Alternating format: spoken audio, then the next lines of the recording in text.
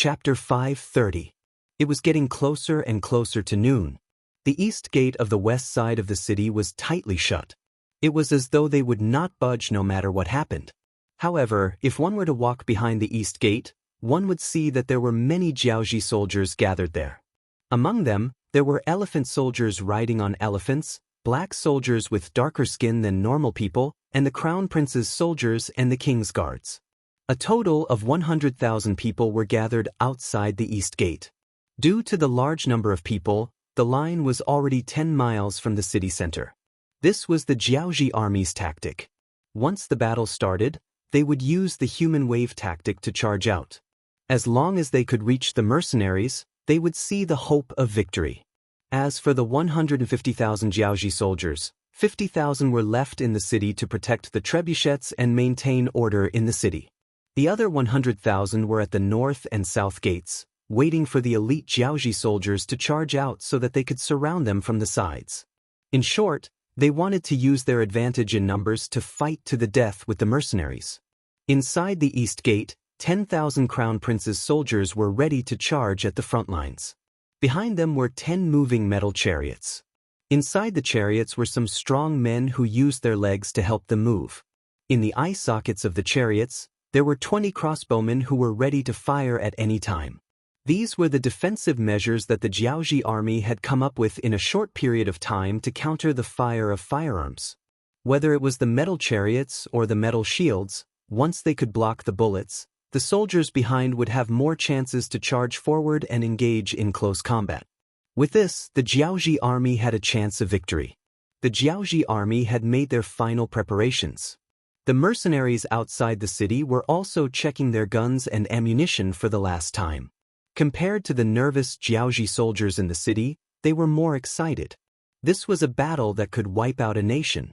The sixth young master was watching them from behind. Every soldier had a chance to perform. Everyone wanted to achieve merit in this battle and return to Qiqian City with their medals to receive the congratulations of their family and friends. However, there was one thing that puzzled Luo Pe, the commander of the 2nd Cold Front Regiment. That was why the 6th young master didn't order them to attack the city. He only ordered them to guard the area 2 li in front of the city gates and surround the area in a fan shape. Commander, what is the 6th young master's intention? Will they be able to charge out if we guard like this? 3rd Battalion Commander Kong Chuanxin came to Luo Pe's side and asked in confusion. Clearly, he was also confused about the formation. Of course, Luo Pe would not say that he did not know how the 6th young master arranged it. As a superior, he glared at Kong Chuanxin and said, "Return to your commanding position. Do you need me to say more about obeying orders?" Kong Chuanxin reluctantly returned to his position after being given the cold shoulder. He raised his head and looked at the sky. He seemed to be looking at the sun to see if it was noon. Just as he was about to do that, a few huge flames streaked across his pupils. He swore that the flames instantly attracted all his attention. His gaze moved instinctively and he saw the flames falling in an arc into Shiyu City. Then, a series of loud noises that made him feel stupefied and the entire earth trembled. Boom, boom, boom, boom, boom. The power of the mortars was on full display at this moment. Especially when those cannonballs fell into the predetermined coordinates, which was the east side of the city, the lethality and destructive power it brought was very shocking. The streets and alleys were filled with elite Jiaoji soldiers. They were waiting for the mercenaries to get close enough to open the city gates and charge out like a gust of wind. Although such an attack would inevitably result in some casualties, who wouldn't die in a war? Moreover, the general had said that once they reached the side of the mercenaries, the scales of victory would tip in their favor. The general also said that no matter who it was, as long as they managed to snatch an advanced firearm from the mercenaries, they would be able to exchange it for 200 taels of silver. 200 taels of silver. Compared to the Jiaoji soldiers who only received 2 taels of silver a month, that was equivalent to 10 years of their income. How could such a reward not excite them? Some of the more impatient ones couldn't resist the urge to open the city gates and charge out. The saying, "a man will die for wealth," was vividly displayed at this moment. This was also the reason why there were so many Jiaoji soldiers at the east gate, yet there wasn't any chaos. There weren't any fights between soldiers either. Perhaps everyone's attention was focused outside the city, on the battlefield, thinking of ways to earn more money. Who would be willing to cause more trouble? It was precisely because these people were gathered together that when the mortar shells landed in the eastern part of the city, the destructive power and lethality caused by them was extremely shocking. Many of the soldiers didn't raise their heads to look, so they naturally didn't know where the cannonballs would land. Of course, even if they looked, they wouldn't know where the safest place was either. Based on the speed of sound, the whistling sound was heard first. Then, in less than a second, the cannonballs that were powerful enough to deafen and incinerate people landed on the ground, displaying their formidable might. Every time the cannonballs landed, the area within 30 meters around them would become the most dangerous zone. This was especially so when the cannonballs landed within a radius of 3 meters around them. A huge crater was formed. Regardless of who it was or what it was, they would instantly be reduced to charcoal. Then, there was the area of 10 meters around them. Anyone who stood in this area would be instantly dismembered. Even their parents wouldn't be able to recognize them. Even at the outer perimeter, there were still many cannonball fragments flying about. Even if it was just one fragment, it would be enough to cause them to fall to the ground and cry out in pain. At the same time, they would completely lose their ability to fight. Their miserable cries would also greatly affect the morale of the surrounding soldiers. 5 mortar shells were fired from 5 different positions in a very short period of time. The lethality and destruction caused by the shells could no longer be described with words. For some of the Jiaoji soldiers, there was nothing to be afraid of. Or rather, they didn't know what fear was. However, for those who were still alive, it was indeed a great shock. That kind of feeling could really be described as a living hell, because they didn't know where that godlike thing would land next. Would it just happen to land on their heads? One had to know that this was a mortar taken out from Ding. Even the shells were produced by Deng. This made their accuracy and explosive power extremely high. These cannonballs were also developed by the modern army after countless efforts and experiments. They were meant to be used by the grassroots army and were extremely useful. The 25 cannonballs were equivalent to 25 godlike things. This had already scared the higher-ups of Jiaoji silly. King Li of Jiaoji was already dumbfounded. He didn't know what to say, nor did he know how to describe his current feelings.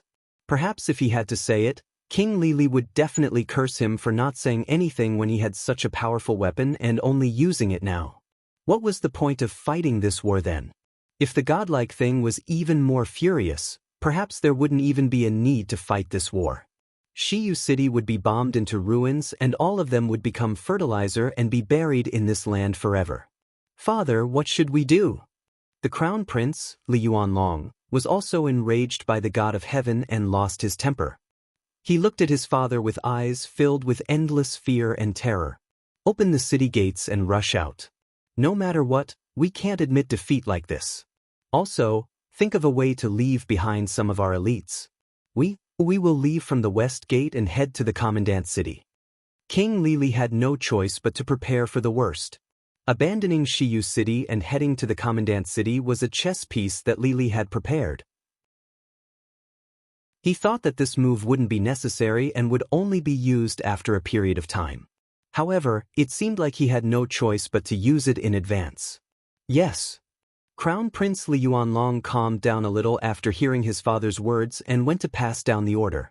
Outside Xiyu City, the mercenaries were also shocked by the power of the mortar. In fact, it wasn't the first time some of them had seen the power of a cannon. In fact, the power of a cannon was far greater than the power of a mortar. However, because they hadn't received any news previously, they were shocked by this sudden change. Look, the city gates are open. The Jiaoji soldiers are about to rush out. It was unknown which Leng Feng suddenly shouted, drawing everyone's attention to him. As the commander of the 2nd Regiment, Luo Po's ears were still buzzing. No matter what, the fact that he was able to take on the role of a regiment commander was enough to prove his high mental fortitude. Therefore, when he saw that the city gate was opened from the inside, he began to shout loudly. At the same time, he also gave an order, "Everyone, get ready. Our chance to shine is here. Check your guns and prepare grenades." Chapter 5:31. The order was passed down one by one. Soon, a main battalion of the Cold Vanguard Battalion and 7 auxiliary battalions raised their guns and aimed at the Jiaoji soldiers coming out of the city. It had to be said that elites were indeed elites. Regardless of whether it was the Crown Prince's guards holding shields or the King's guards moving out of the city, they did not panic as they exited the city. It was as though the cannon fire did not affect them too much. That was the truth. The cannon fire landed on the east side of the city. As the guards at the city gate, they were not affected much, but the sound of the explosion was slightly louder. They were not affected too much, so the moment they walked out of the city, they appeared to be in an orderly manner. In fact, there was even a dignified aura that was revealed. They want to use their shields and carts to defend against our firearms? The political commissar of the Cold Vanguard 2nd Battalion, Kong Jie, looked at the formation of the Jiaoji soldiers and said emotionally, "Prepare to fire the rocket launchers." Commander Luo Pa only glanced at them casually before making the necessary arrangements. He wanted the enemy to know how laughable their carts and shields were in front of mercenaries. Of course, this was only preparation for the worst. After all, rocket launchers could not be considered a conventional weapon due to the limited production capacity of Qiqian City's munitions factory. It would be best if they could use them sparingly. Let's get them to fire first and see what happens. Luo Pa did not immediately give the order to fire the rocket launchers. Instead, he gave the order to fire first. He wanted to see if the shields and carts could really defend against bullets. The Cold Vanguard Battalion and the auxiliary soldiers who had been itching to attack for a long time were waiting for their commander's order. After the order was given, a series of gunshots rang out. Bronze-colored bullet shells were scattered everywhere. The bullets that were shot out also hit the iron shields and iron carriages that came out first. The Jiaoji soldiers who were well prepared in this aspect performed well in the face of the bullets. Other than a few shield-wielding soldiers who accidentally exposed their heads, most of the Jiaoji soldiers were able to block this wave of attacks and did not suffer any damage. General Fan Yuhai, who was standing behind Iron Shield, was overjoyed when he saw the results of the battle. He took the opportunity to loudly encourage his soldiers. "Very good. Everyone should have seen it. Their guns are useless against us. Listen to my orders. Advance." Needless to say, the faces of the Jiaoji soldiers were filled with excitement. They were still worried that their shields wouldn't be able to withstand the seemingly omnipotent muskets, but after seeing that their shields were actually effective, the soldiers' morale was boosted, and following a loud yell, their footsteps seemed to have become a lot more relaxed. With these shield soldiers and metal chariots blocking the front, more and more Jiaoji elites charged out from the city. They moved forward slowly while preparing for a full-scale assault. The shields were made of pure pig iron, and their thickness of nearly 10 centimeters made them impervious to long-range bullets. However, at the same time, it also increased the weight of the shields, causing their movement speed to become extremely slow. Even so, they continued to work hard. At least they saw the hope of success. "Sure enough, it can block bullets," Wang Yao said. 2nd Regiment Commander Luo Pa looked at the scene in front of him and frowned slightly. However, he quickly relaxed. "Regiment Commander, can we use the rocket launchers to blast them away?" Political Commissar Kong Jie asked worriedly. "There's no rush. Let's wait for more of them to come out." Political Commissar, didn't you see that the 6th Young Master's side had stopped firing? Luo Pa was very relaxed when he spoke of this. Clearly, everything that happened before his eyes was within his expectations. Political Commissar Kong Jie wanted to say something, but when he heard that even the 6th Young Master's side had stopped moving, he nodded in realization. It seemed like the 6th Young Master wanted to eliminate the main force of the Jiaoji army outside the city. If they used the rocket launchers now, it would only scare them away. Once they entered the city, it would be much more troublesome to start a street fight. After the regiment commander and political commissar understood everything, the mercenaries naturally quieted down. However, this silence was only the calm before the storm. The Jiaoji army naturally didn't know about this. Even the commanding general, one of the famous generals of Jiaoji, Fan Yuhai, didn't think too much about it. In his opinion, the mercenaries must be helpless against such a strategy. Next, it was time for him to show off his skills. As for why the so-called god's fury didn't appear, it was very likely that the enemy had used up all their ammunition. One couldn't blame Fan Yuhai for thinking this way. Even though he was a famous general, when faced with unknown advanced firearms, his imagination was pitiful. The Jiaoji army was still accelerating their formation. They were continuously sending out large numbers of soldiers outside the city in preparation for the final battle. When this news was sent to the temporary palace in the city, King Li Li and Crown Prince Li Yuanlong couldn't help but sigh in relief. When the artillery shells landed and started to wreak havoc in the city, they really thought that the situation was over. Their hearts couldn't help but turn cold. However, the sudden change in the battlefield gave them new hope. Good. Inform General Fan and General Chen to do as they please. As long as we can defeat the mercenaries and take the advanced firearms in their hands, it will be worth it no matter what price we have to pay. He was afraid that the two generals at the front wouldn't be able to give it their all. At this moment, King Li Li gave them a lot of power. However, King Li Li didn't know. Perhaps he had placed all his attention on the battlefield in the east of the city. He didn't know that in the west of the city, there was a faction opposing him that was growing. The master behind this faction was the minister of the imperial court and the minister of the west of the city, Chen Di. Last night, he'd said that he'd come to an agreement with Yun Quebec. No matter if it was for the sake of his own survival or for the sake of the Chun clan that stood behind him, he didn't have a path of retreat now. It was either death or destruction, so he would naturally choose the death of others. After Chen Di made his decision, the advantages he had gained from managing the west of the city for many years were finally revealed. After he gathered some of his trusted subordinates and Qin clan members, he raised the slogan of opposing King Li Li.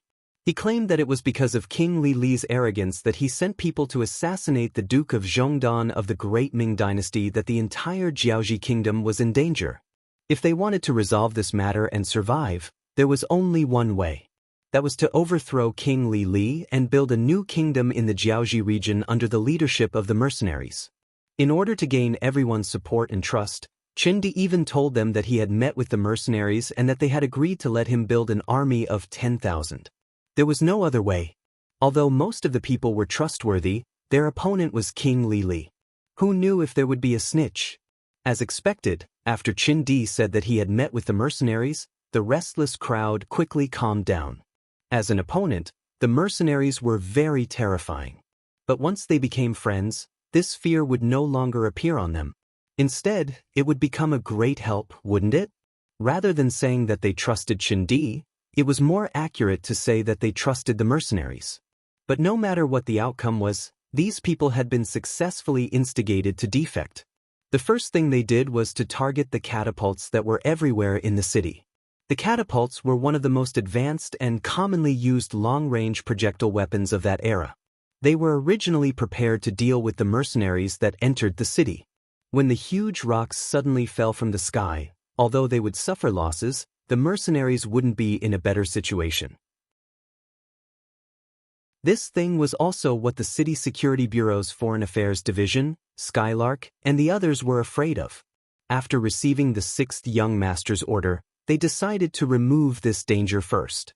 This also made Chen Di and the others valuable to be used.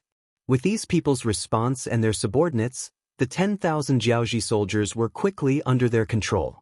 Then, they charged towards the catapults in the city and began to destroy them. King Li Li didn't know about this. By the time he received this news, the situation had already been decided and the losses could not be recovered. Outside the east side of the city, apart from Crown Prince Li Yuanlong, who had followed his father's orders and called back the 5,000 Crown Prince guards, the other 100,000 elites were quickly leaving the city and getting into formation. An army of nearly 100,000.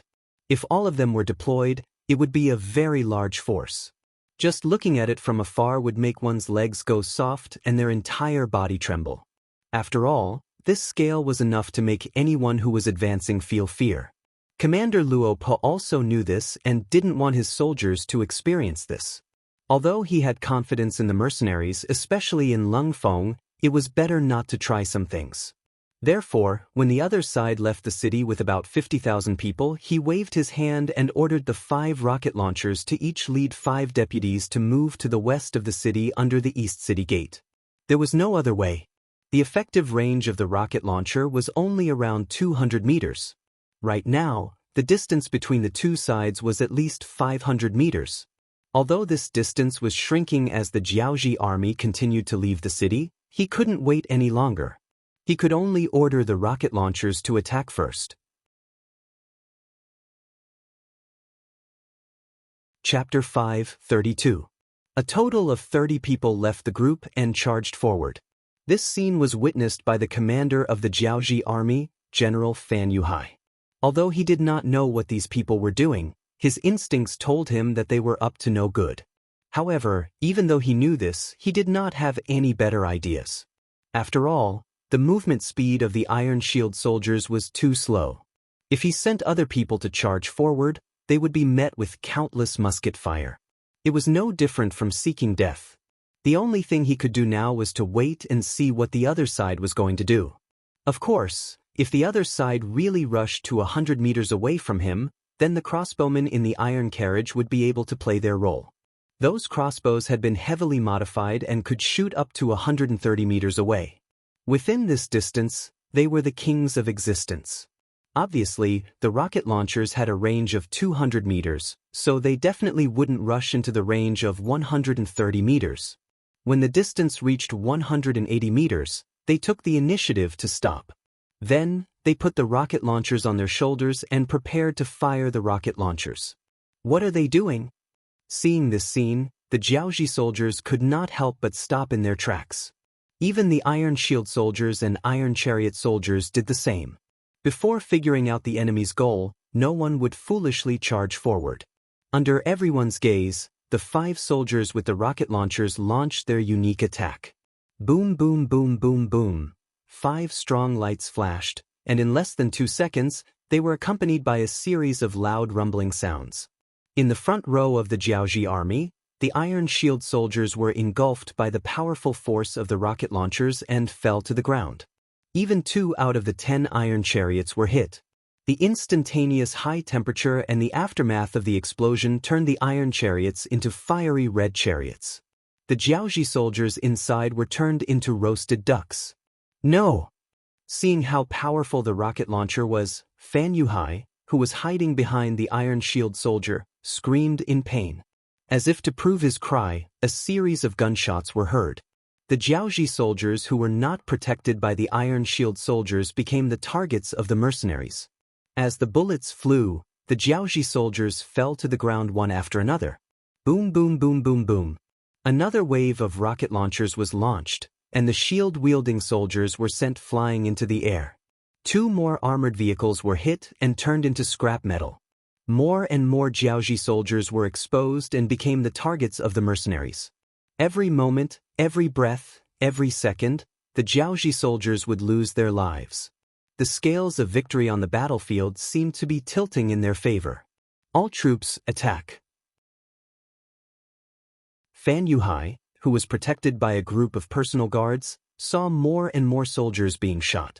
He knew that if he continued to wait, the morale of the army would crumble and they would definitely lose the battle. Thus, he directly gave the order for the entire army to charge. Fortunately, there was only a distance of 500 meters between the two sides. As long as they were fast enough, there was still a chance for them to reach the mercenaries. If that was the case, the situation would very likely develop in their favor. Retreat. Seeing that the Jiaoji soldiers had launched their attack, the rocket launchers who originally wanted to continue the fight hurriedly retreated. They formed a group of 6.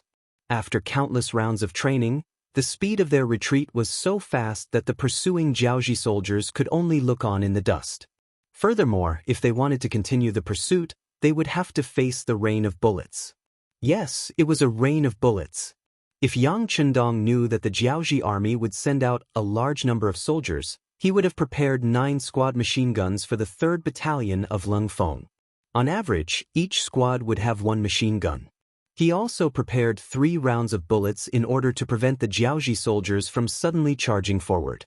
As such, the soldiers of the Jiaoji army surged forward like a tidal wave, and what welcomed them was a torrent of bullets. When the squad machine guns fired at a rate of nearly 1,000 bullets per minute, the charging Jiaoji soldiers fell to the ground in droves. This attack greatly suppressed the momentum of the Jiaoji soldiers charging forward. No one was unafraid of death. So what if they were elite soldiers? With the help of the squad machine guns, the charging momentum of the Jiaoji soldiers was greatly suppressed. This caused the two generals, Fan Yuhai and Chen Heijin, to have a pained expression. Chen Heijin's eyes were filled with tears when he saw his elite black soldiers charge forward crazily and fall to the ground one by one, unable to stand up again. These black soldiers were the elites that he had accumulated over many years in the army. With them, he was able to achieve what he wanted. It was only because of them that the Jiaoji army dared to go against the southern Ming Empire and even interfere with their internal affairs.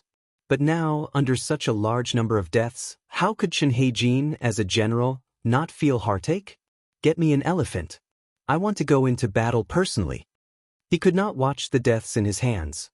More importantly, he could not even get within 200 meters of the enemy. At this moment, Chen Heijin was furious. Not only that, he even made the decision to go into battle personally. General. Naturally, some of Chen Heijin's personal guards wanted to stop him. However, Chen Heijin, who was in a killing frenzy, would not listen to his subordinates' advice. He shook his head and walked towards an elephant. 20,000 war elephants. This was the strongest force that the Jiaoji army had. It was also the only chance of victory. After all, elephants had thick skin and flesh.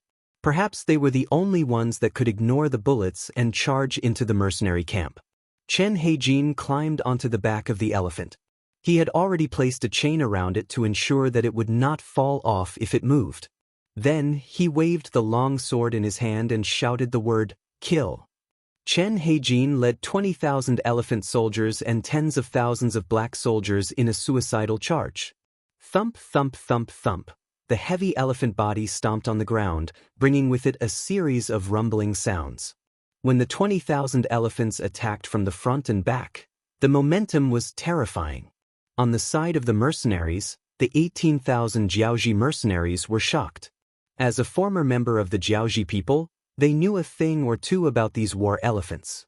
Some of them even knew that the elephant army played a decisive role in the battle against the great Ming dynasty's musketeers. Now, could the musketeers of the mercenaries stop the elephants from getting closer? If they could not, once these war elephants charged into the camp, they would start wreaking havoc. Once the rest of the Jiaoji army charged in, would they still be able to win? It was no wonder that the Jiaoji mercenaries were so afraid. After all, the mindset of first sight is the most important thing could affect a person.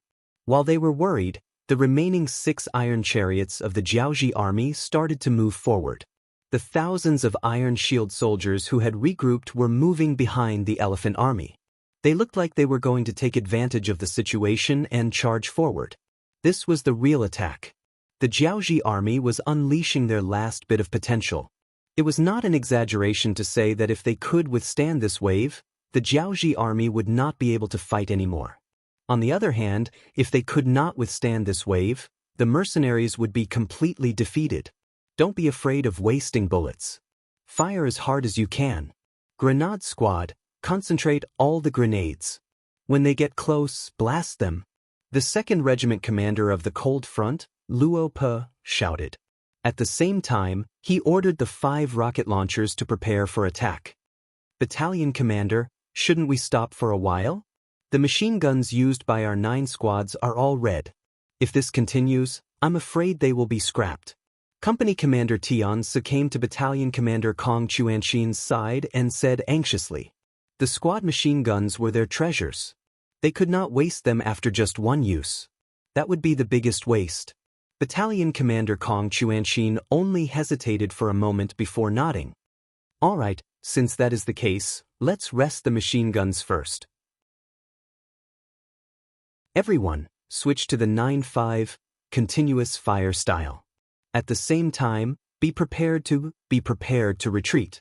Kong Chuanxin hesitated for a while before saying the last sentence. This battle was indeed enjoyable. However, the Jiaoji elites were elites after all. Their fearless charging style had truly frightened them. The distance between them and the Jiaoji elites was getting closer and closer. Once they got close, no matter how good they were at fighting, they would not be able to gain the upper hand in a chaotic one-on-one battle. Furthermore, the Cold Vanguard was a treasure.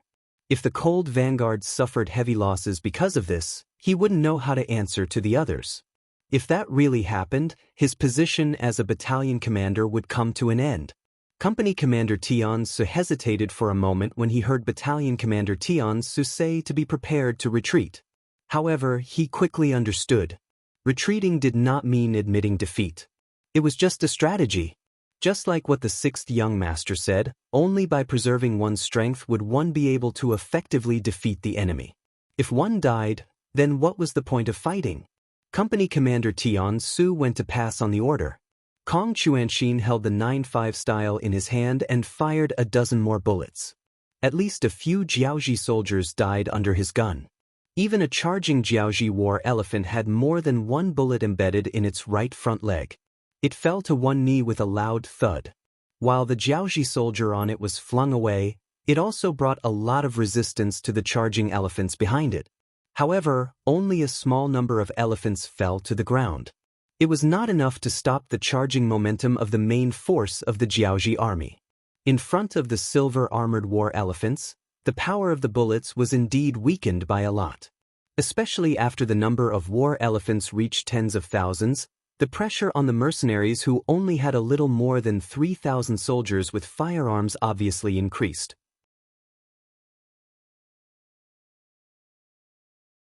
Chapter 5:33. The rocket launchers were fired, and the war elephants that were hit either fell to the ground or ran away in fear. It did alleviate some of the pressure on the main force of the mercenaries, but it still didn't have much effect on the overall situation. In the rear, Tiger's Mane put down the binoculars in his hand and said to Yang Chendong worriedly, "Young master, the soldiers in front are under a lot of pressure." Yes, they are under a lot of pressure. But when there is pressure, there is motivation, so that these boys don't have their noses up in the sky every day. They look like they are the boss, the second boss, and the third boss. Yang Chendong said this with a smile. Seeing that the young master could still talk and laugh here, Tiger's Mane couldn't help but breathe a sigh of relief. It seemed that the young master had a way to turn the situation around. Sure enough, when he saw that the war elephants were less than 150 meters away from the cold front, Yang Chendong finally stopped joking. Instead, he said to the first and second guards who were still standing in front of the 5 mortars, "Prepare to fire, adjust the distance to 50 meters behind the war elephants." Although when the distance was close, the mercenaries still had a wave of grenades in their hands to attack.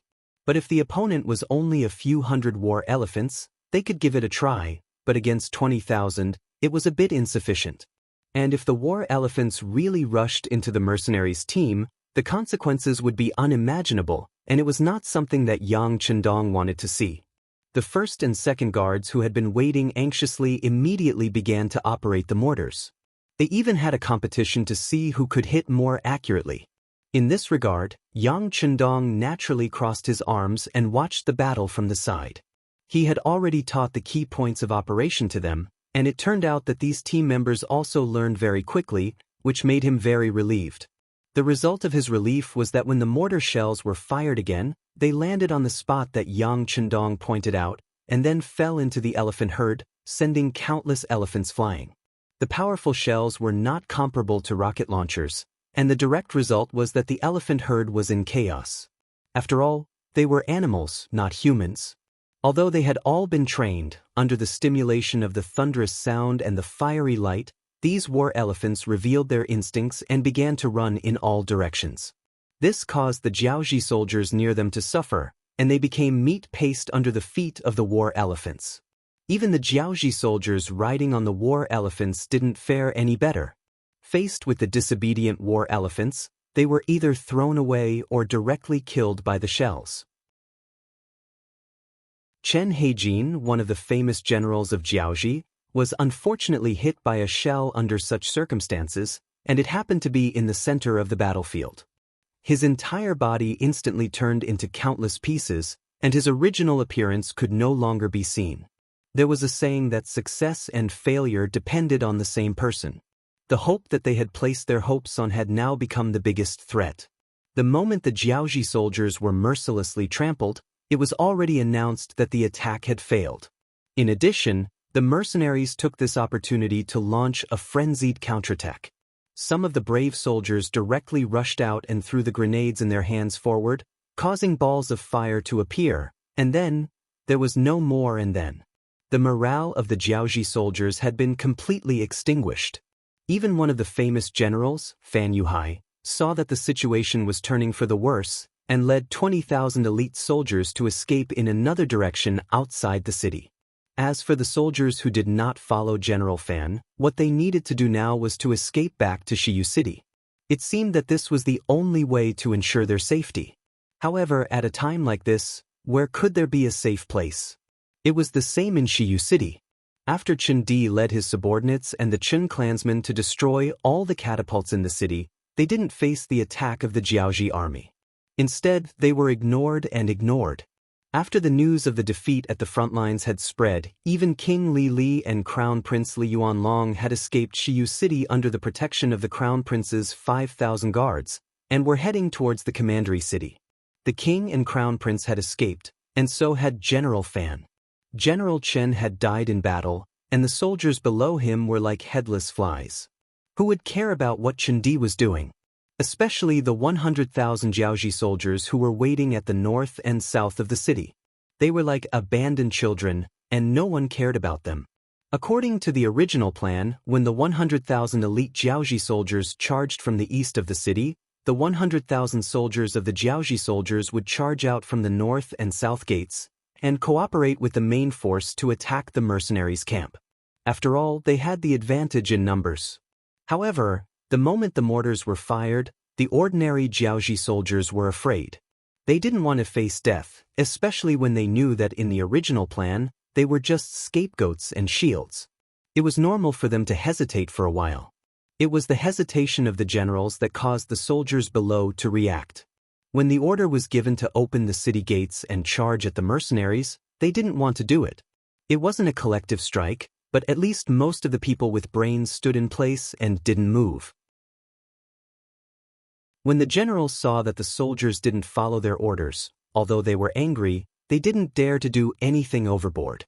Who knew if the soldiers would attack them if they were forced into a corner? It was at this time that news came from the front lines.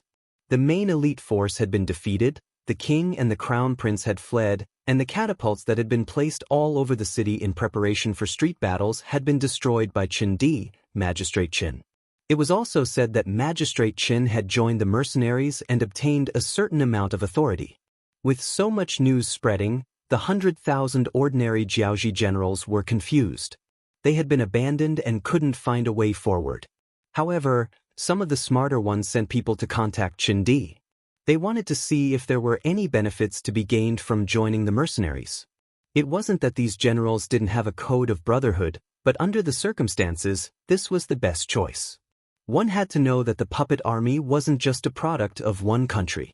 As such, the entire Shiyu city began to fall into internal strife with different thoughts. This chaotic situation lasted for a total of 5 days.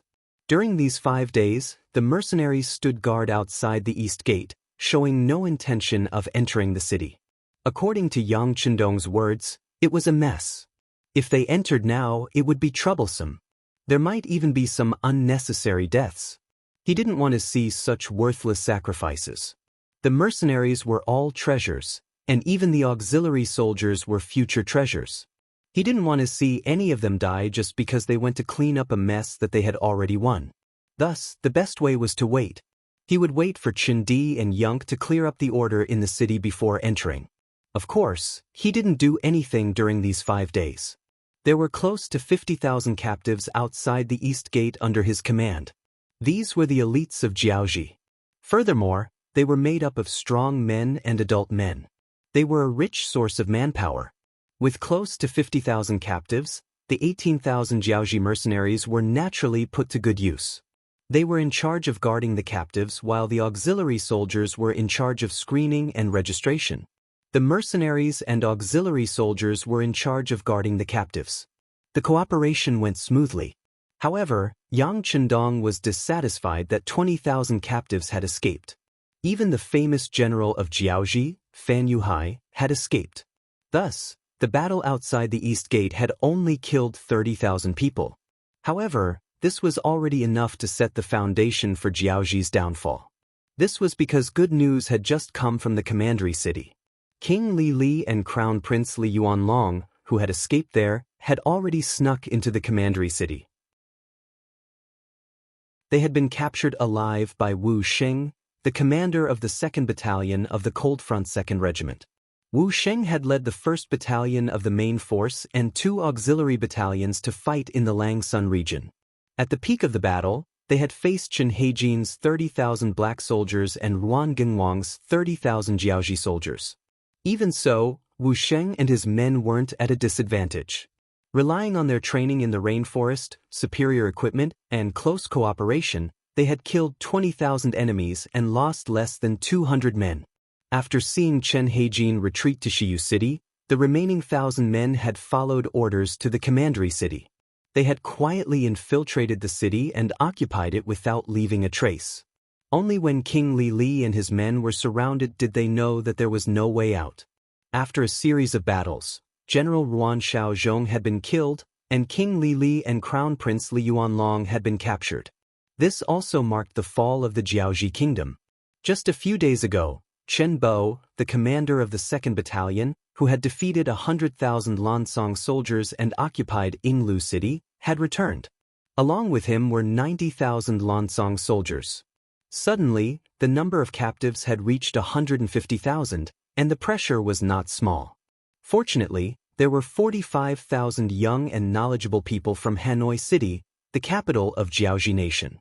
Their arrival alleviated the pressure on the captives. They only needed to wait for 2 more days for the Nye Tong regiment to take over the captives, and the situation would be settled. From the time they entered Jiaoji until now, it had only been a month.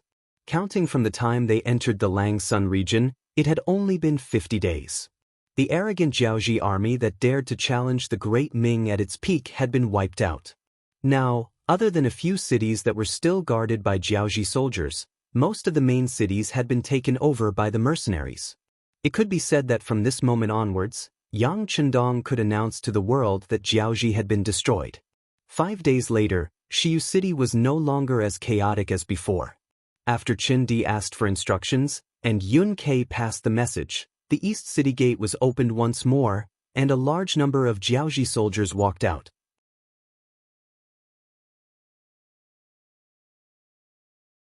Chapter 5:34. Just this number alone amounted to about 100,000. All in all, there were a total of 250,000 adult male captives. Once they were sent to Chichen City, it would greatly reduce the manpower pressure there. Yang Chendong could finally breathe a sigh of relief. 3 days later, Commander Nye Tong of the Navy led 10,000 men to Shiyu City and began to take over the 250,000 captives. They would be sent out of Jiaoji to Chichen City in 3 batches. The overall situation was set. Another 3 days later, the envoy from Jiaoji to Southern Ming and the imperial eunuch Kai Gu finally appeared outside Shiyu City. Speaking of which, it was quite tragic. Along the way from Nanjing, they had encountered all sorts of problems. For example, they had encountered horse bandits 5 times and were besieged by disaster victims. Although their lives were not in danger in the end, it had greatly hindered their progress. As such, they had only just arrived outside Shiyu City when they realized that the main army of Jiaoji had been annihilated. Not only that, even the king and crown prince of Jiaoji had been captured alive. They were unable to accept this outcome. They had said that they were here to announce the imperial edict for the Duke of Loyalty to withdraw from Jiaoji, but now, it seemed that they had been dreaming. When Yang Chendong received news of the arrival of Zhu Qizhen's envoy, he was waiting in the temporary palace of Shiyu City to meet with Li Li and Li Yuanlong. Thus, when he heard Tiger's Mane's report, he casually said, "Arrange for them to stay in an inn in the city first. It won't be too late to meet them after I'm done with the matters here." This was not Yang Chendong being arrogant. Now that someone had come to beg them, wouldn't they be looked down upon if they did not act appropriately? Tiger's mane nodded and retreated to handle the matter. At this moment, King Li Li and Crown Prince Li Yuanlong had already been escorted in under the supervision of a few members of the First Guard. Along with them was the commander of the 2nd Battalion of the Lung Feng Regiment, Wu Sheng. Wu Sheng could be considered to have started following Yang Chendong rather early. He had been by Yang Chendong's side ever since they were in the Yang residence in northern Ming's capital. Although they were both battalion commanders, there was still a difference in their relationship. This Wu Sheng belonged to the category that was closer to the 6th young master. For example, although in terms of official position he was not as high as 2nd Regiment Commander Luope, but in terms of personal friendship, there were some things that Luope could not casually say, but Wu Sheng could. "Thank you for your hard work," Yang Chendong said with a smile when he saw Wu Sheng, who was wearing a camouflage uniform and had the insignia of a major. "Not at all." A silly smile appeared on Wu Sheng's face, but it quickly turned into a serious expression. The 6th young master could joke with him, but he did not have the right to joke with the 6th young master. Especially as the Yang clan system continued to grow, the distance between the two would only grow further and further. Yang Chendong was very satisfied with Wu Sheng's performance. He liked people who knew their limits when doing things, and only such people could be trusted. Those who did not know the immensity of heaven and earth when they came to power obviously would not have much of a future. When his gaze shifted from Wu Sheng to Li Li and Li Yuanlong, Yang Chendong could not help but chuckle. Yang Chendong did not know what King Li Li had been like in the past. However, Yang Chendong had personally seen what Crown Prince Li Yuanlong was like. But now, in comparison, he was no longer as high-spirited as he was that day. His hair was hanging upside down, falling messily on his face. Although his clothes still looked like high-end goods, they were wrinkled, especially with a few shoe prints on them. With one look, one could imagine what kind of treatment he had received. It could be said that at this moment, there was no trace of the Crown Prince's demeanor on Li Yuanlong. It was not strange for people who did not know him to treat him as a beggar. Yang Chendong chuckled emotionally, but in the ears of Li Li and Li Yuanlong, the father and son pair, it was indeed a great mockery. The two immediately widened their eyes and looked like they couldn't wait to eat Yang Chendong. "Bastard, kneel down when you see the Duke of Loyalty." Beta Persei, who had been standing next to Yang Chendong, happened to see the unfriendly look in the eyes of the father and son and immediately roared. It was appropriate to say that it was a roar. Beta Persei's voice was very loud, and now that he was angry, his chi came out from his danton. It was no different from a beast's howl. Just this shout scared Li Li and Li Yuanlong so much that they knelt on the ground. Of course, this was also due to the efforts of the members of the First Guard Squad behind them. In the eyes of the First Guard Squad, Beta Persei and Tiger's mane often represented the 6th young master. The one who was hurt the most by this roar was Yang Chendong, who was sitting in front of him. Fortunately, the chi that had appeared in his body at some unknown time had greatly protected him. That was why he was only startled and not injured. But he could not help but rub his ears first, then turned back to glare at Beta Persei until he saw the other party smile a little embarrassedly. Then, he turned his head again and looked at Li Li and Li Yuanlong. When the father and son glared at him just now, Yang Chendong didn't detect any killing intent from them. This could only prove that the two of them were really afraid. They just wanted to puff themselves up at their own cost. They just wanted to prove their existence and status. To be more specific, it was a bit of a show of strength but cowardice at heart. Unfortunately, Yang Chendong did not care about such little tricks. Not to mention that they were already prisoners. Even if they still had their original identities, he would never be afraid. "Li Yuanlong, do you still remember our conversation that night?" Yang Chendong finally spoke after looking at the father and son with a scrutinizing gaze. "I remember." Li Yuanlong seemed to suddenly think of something, then a trace of confusion appeared in his eyes, and then his whole body could not help but tremble. That night, Yang Chendong once said to him that if the father and son were willing to take the initiative to surrender, although they would lose their power, they would still be safe for the rest of their lives. But if they did not surrender, then they could only choose death. At that time, these conditions were indeed difficult to accept in his ears. But now, the overall situation was set, and they had really become Yang Chendong's prisoners. How could they not be afraid when they thought of this matter? As if to prove what he said at the beginning, Yang Chendong suddenly swung his long arm, and 2 flashing golden throwing knives flew out, then landed at the feet of Li Li and Li Yuanlong. The position was only a fist away from their feet. Their eyes lit up. Other than the father and son, the other people in the hall looked at Yang Chendong with eyes full of admiration. Not for anything else, but just because of the beautiful throwing knife skill. This was something they could not do even if they were beaten to death. They could throw the throwing knife, but they would not throw it so far, a distance of 40 meters, and they would not throw it so accurately. Of course, if they knew that the person involved was not satisfied with this skill. Yang Chendong was still thinking in his heart that he was still not mature and skilled in using qi. He originally aimed at the feet of the other party. Thinking about it, if the 2 throwing knives landed less than an inch in front of the feet, what kind of situation would it be? In this way, Yang Chendong thought that he still had to work hard to cultivate. He believed that with the existence of qi, as long as he continued to work hard, he would be able to do whatever he wanted.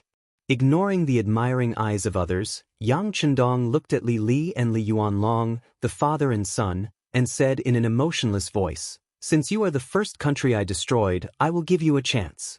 Only one of you can live, you can choose." What was cruel? Presumably this was cruel. Only one of the father and son could live, or let them choose for themselves. Most likely, anyone would hesitate when faced with such a question. They would be conflicted, and they might even be unable to stop themselves from cursing. Fortunately, Li Li and Li Yuanlong were not ordinary people. One of them was the king of a country, the other was the crown prince of a country, the future king.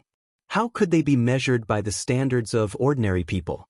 Just like now, the 2 of them only hesitated for a moment before reaching out and taking a throwing knife each. Li Li was already more than 60 years old. After experiencing this kind of torment, his face looked very old. So when he took the throwing knife, he shook his head, then put the throwing knife on the ground and began to cry. Woo-woo, it was hard to imagine what kind of feeling a 60-year-old man would give when he cried. It was hard to describe, but a sense of sadness involuntarily spread out. Longtime, I've let you down. I wasn't able to leave you a good family business. Now that I'm over 60 years old, I've lived long enough. Come kill me. This way you can live for a few more years. I just hope that every year on this day, you won't forget to burn some joss paper for me. Li Li was like a child who realized that he had lost his way. At this moment, Li Li completely opened his heart and cried bitterly. Originally, he had already clenched the throwing knife in his hand and was ready to fight to the death with his father, but he did not expect to see this scene. At this moment, Li Yuanlong did not know what to do. He only hesitated for a moment, then called out loudly and hugged his father. Although in his heart, he hated his father for provoking such a strong enemy like the mercenaries, causing him to lose his hope of succeeding the throne. But no matter what, this was his father, right? Now, he was willing to die to help him live, just by giving him a hug. No matter how he looked at it, it was only right.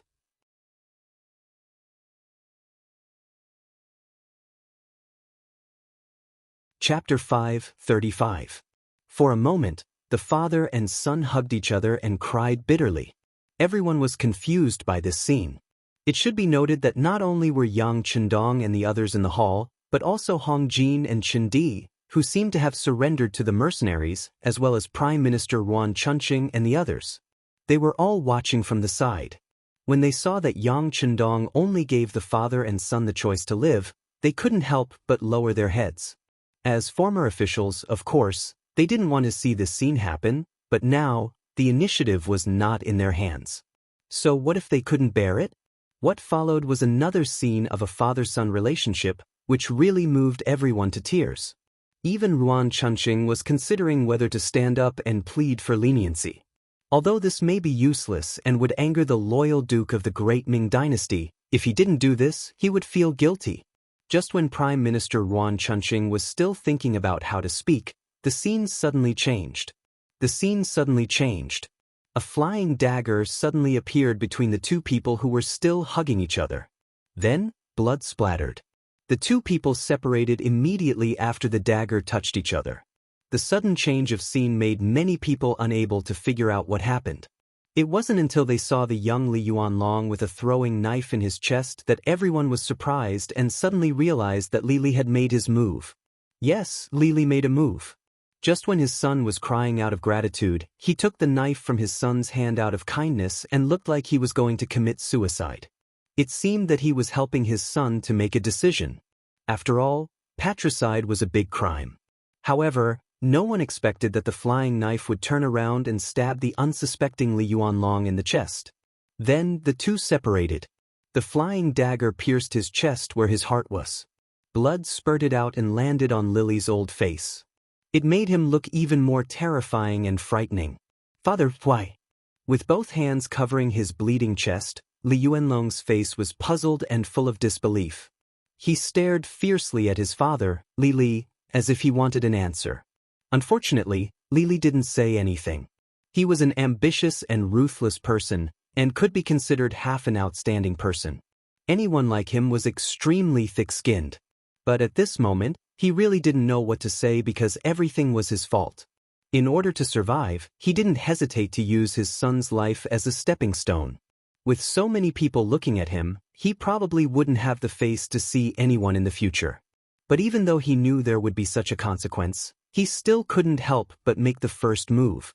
Moreover, he had used such underhanded methods. Everything was because he didn't want to die.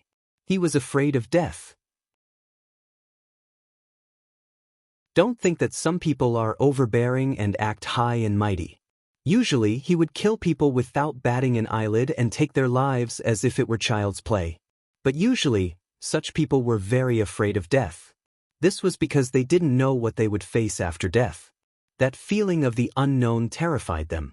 Especially after they were used to controlling everything, death was their taboo. In particular, the older they got, the more fearful and fearful they felt. This was why many kings were very wise when they were young, but when they were old, they would study things like longevity. They knew it was impossible, but they had to do it. Li Li didn't want to die, so the one to die was Li Yuanlong. So what if this person was his son? At least he survived, right? As for whether his actions would cause others to hate him, he didn't care. In his opinion, since Yang Chendong had set the rules, as long as they followed the rules, it would be fine. As for the result, Yang Chendong would definitely admit it. Otherwise, it would be a slap in the face in front of everyone. Those who truly wanted to do great things wouldn't do such a thing. Li Yuanlong glared at his father with unwillingness. In the end, because he had lost too much blood, he fell to the ground with a plop and died with his eyes closed. Seeing all of this, the people at the side, including Ruan Chunqing, had a trace of hatred and confusion in their eyes. They suddenly looked down on their former king. On the other hand, Yang Chendong was just as Li Li had expected. He wasn't surprised at all. In fact, before Li Li was about to act, he had already felt it. Yes, he had indeed felt it. All of this was due to the qi in his body. It was that qi that told him that Li Li had killing intent, but Li Yuanlong didn't, so the result was already within his expectations. In fact, for Yang Chendong, he didn't care who lived or died. Just as Li Li thought, it was fine as long as they played within the rules of his game. Of course, he was more or less shocked that Li Yuanlong had personally killed his son. Perhaps this was the nature of an ambitious and ruthless person. Very good, Li Li, you win. From now on, no one will make things difficult for you. You can still live well. Of course, don't think about power and freedom. You will be sent to a very safe place. You won't have to worry about food and drink. If your former subordinates want to see you, they will be able to do so after they apply for permission. I only want to remind you of one thing. Don't think about unrealistic problems. Otherwise, no son will be willing to take the blame for you next time. After giving a definition to this matter and setting a rule for Li Li's life, Yang Chendong waved his hand. Then, Ba Daojiang, Peng Yu, and a few other guards came forward to take Li Li away. Li Yuanlong's corpse was also taken away. After dealing with the Li father and son, Yang Chendong's gaze fell on Hong Jin, Chen Di, and Ruan Chunqing. Hong Jin, listen to my orders. Sir. Hong Jin knelt on the ground with a plop, looking very pious. I appoint Hong Jin as the general of the Jiaoji mercenary army. He will command 15,000 soldiers. Chen Di, listen to my orders. You will be the deputy general of the Jiaoji mercenary army. You will command 10,000 soldiers. Ruan Chunqing, listen to my orders. You will be the deputy general of the Jiaoji mercenary army. You will command 5,000 soldiers. As soon as he opened his mouth, he appointed 3 people. As the first 2 people, Hong Jin and Chen Di, were naturally excited and happy. At least they would be able to live and have a certain amount of power. Compared to many of the ministers of Jiaoji, their outcome was the best. However, the last person to be named, Ruan Chunqing, stood there without moving for a long time after hearing Yang Chendong call his name. What? You're not willing?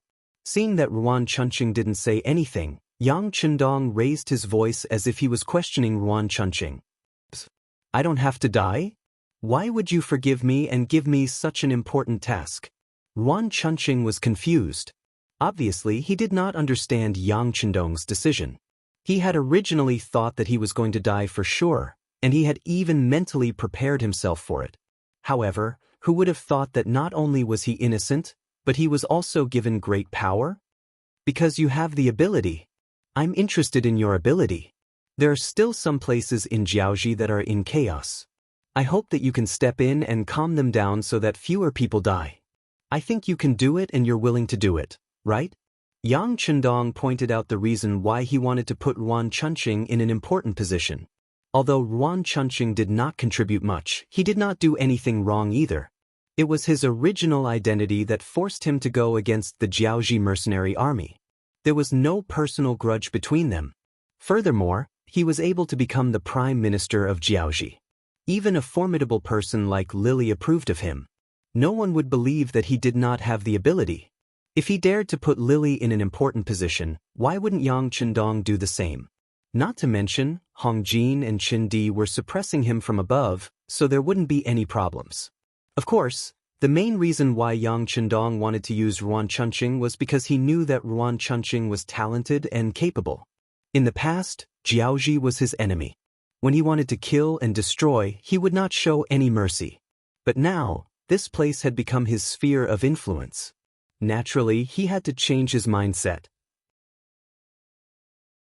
How to quickly settle down and prosper here, and then use this place to influence other places and expand the influence and strength of the mercenary army was the most important thing. To achieve this, Hong Jin and Chen Di were not enough. On the other hand, Ruan Chunqing could do it as long as he worked hard. Ruan Chunqing could not immediately see through Yang Chendong's intentions, but he was still impressed by his magnanimity. Since ancient times, there was a saying that a gentleman would die for his bosom friend. Even if he did not care about this favor, he had to accept this task for the sake of the Ruan clan's descendants. Otherwise, if he angered Yang Chendong, not only would he die, but the Ruan clan would also suffer. The Ruan Chunqing knelt on the ground. He did it willingly. Thank you, Duke of Loyalty. Chunqing will do my best. Only death awaits. Good, get up. I don't want you to die. Speaking of which, if you become my subordinate, you should live a better life. I have the ability to give you that. Of course, if anyone still has other tricks up their sleeves, don't blame me for being merciless once it's discovered. Yang Chendong's face couldn't help but become serious when he said the last part. I hate it when people betray me. If anyone dares to do so, they will suffer a fate worse than death. We don't dare, Hong Jin, Chen Di, and Ruan Chunqing said in unison. Taking advantage of this situation, Yang Chendong nodded his head and handed the matter of pacifying the other parts of Jiaoji to the 3 of them. Presumably, with these 30,000 men and the influence of the mercenaries, there shouldn't be any resistance in Jiaoji.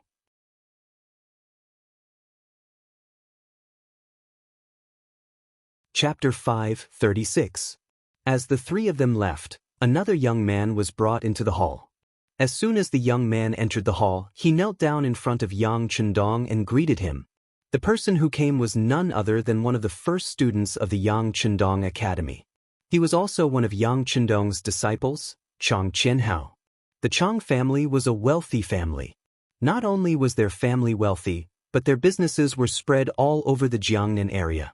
There were also some officials in the family who had a close relationship with the southern Ming Empire. As the leader of the younger generation of the Chang family, Chang Qianhao had already shown himself in the family and had a certain status.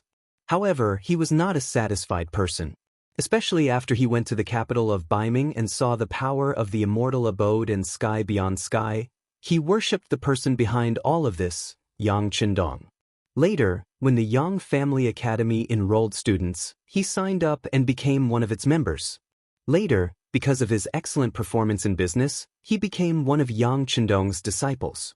After graduation, he returned to the Chang family in Jiangnan and did a lot of things for Yang Chendong, making the Chang family more powerful in Jiangnan's business.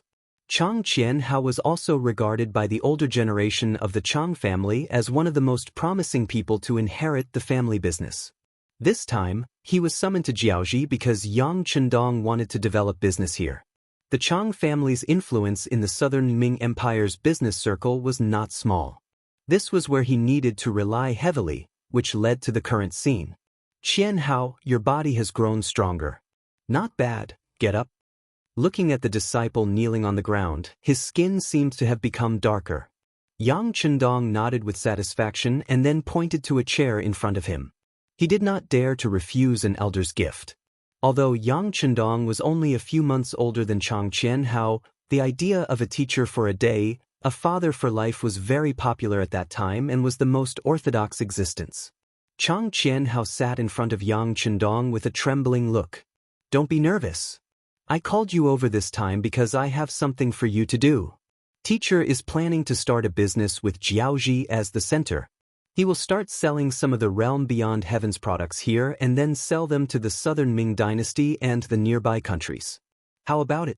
Do you have the confidence to do this well? Yang Chendong said with a smile. Even though Baiming already had a heavens beyond trading company, transportation in ancient times wasn't very developed. When some goods were shipped to southern Ming, or even Jiaozhi, the price would rise quite a bit due to transportation issues. This wasn't beneficial for the quick sale of some goods in Crimson City. That was why he had decided to build a second commercial center around Jiaozhi. This way, not only would he be able to prosper Jiaozhi and restore its prosperity, he would also be able to earn more money and increase the flow of goods. Why not? Chang Qianhao had already thought of the reason before he had come. As for people saying that Jiaozhi was still Jiaozhi and that Yang Chendong's words didn't necessarily have the final say, he didn't think too much about it.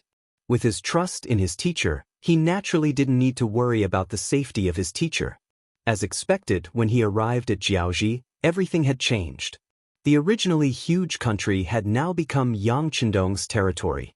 If this happened to anyone else, they would definitely be shocked. However, when it was related to Yang Chendong, Chang Qianhao felt that it couldn't be any simpler.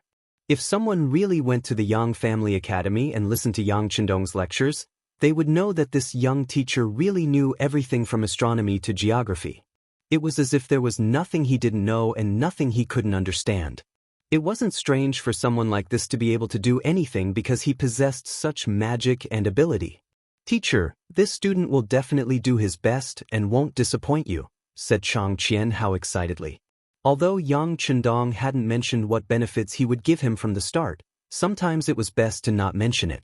For example, when selling things to different places, there would always be a problem with the ratio, and there would always be a problem with the distributor. Yang Chendong didn't specify who would give him the benefits, so how this cake would be divided, wouldn't it all be up to him? This was an opportunity to indirectly strengthen the Chang family. As long as he was slightly biased towards the Chang family and those who were on good terms with the Chang family, wouldn't he have everything? Of course, it would only be limited to a little manipulation, and he couldn't go overboard. Moreover, the Chang family would have to pay the price as well. Otherwise, no one could imagine the consequences of angering his teacher. If that day really came, it would be hard to say whether the entire Chang family would still exist. The conversation with Chang Qianhao soon ended. After all, Yang Chendong had a lot of things to do. He only needed to point out a way to do business, and the people below should know how to do it. His main focus was still on dealing with major issues.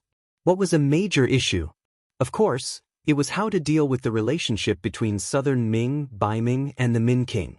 The reason why the Min King was placed in the same position as Southern Ming and Baiming. That was because Yang Chundong didn't mean to be enemies with the Min King. On the contrary, he had to find a way to balance these three forces as much as possible. Only in this way, they wouldn't point their spears at him, and he would have the opportunity to develop his own territory and do what he wanted to do. Beta Persei, prepare the meal.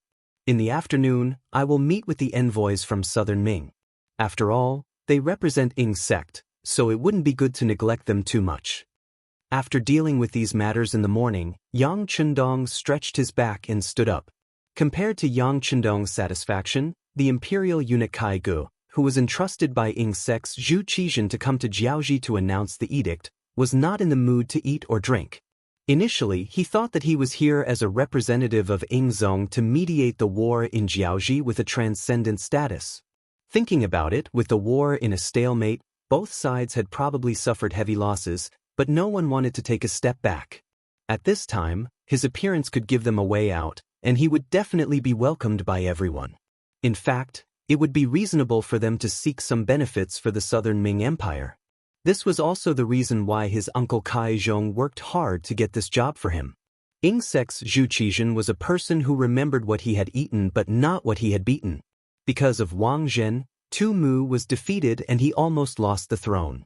However, after establishing himself in Nanjing, he still reactivated the eunuch group.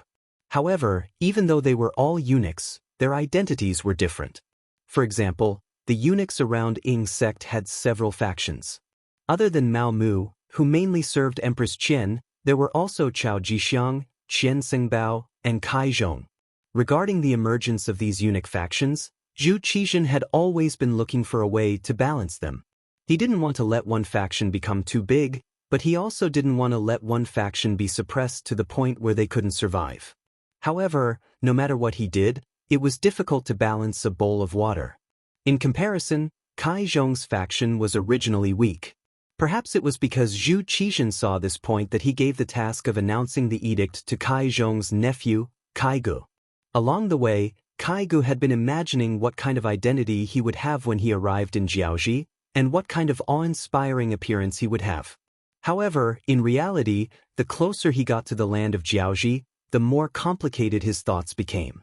Along the way, all he heard was news of the defeat of the Jiaoji army. When he arrived at Hanoi, the capital of Jiaoji, he heard about the battle at Shiyu City. The Jiaoji army had suffered a great defeat, and even the country's ruler had fled. It was beyond Kai Ji's expectations that the battle would come to an end in such a short time. As such, along the way from Hanoi to Shiyu City, most of the Jiaoji envoys who were following him had fled. Perhaps they were afraid of being implicated. Others could leave, but Kai Gu couldn't. Otherwise, not only would he implicate his uncle, but he would also have nowhere to go. What awaited him was the pursuit of the Eastern Faction Guards and the embroidered uniform guards. Bracing himself, he finally arrived at Shiyu City. Before he even entered the city, he saw several Jingguan.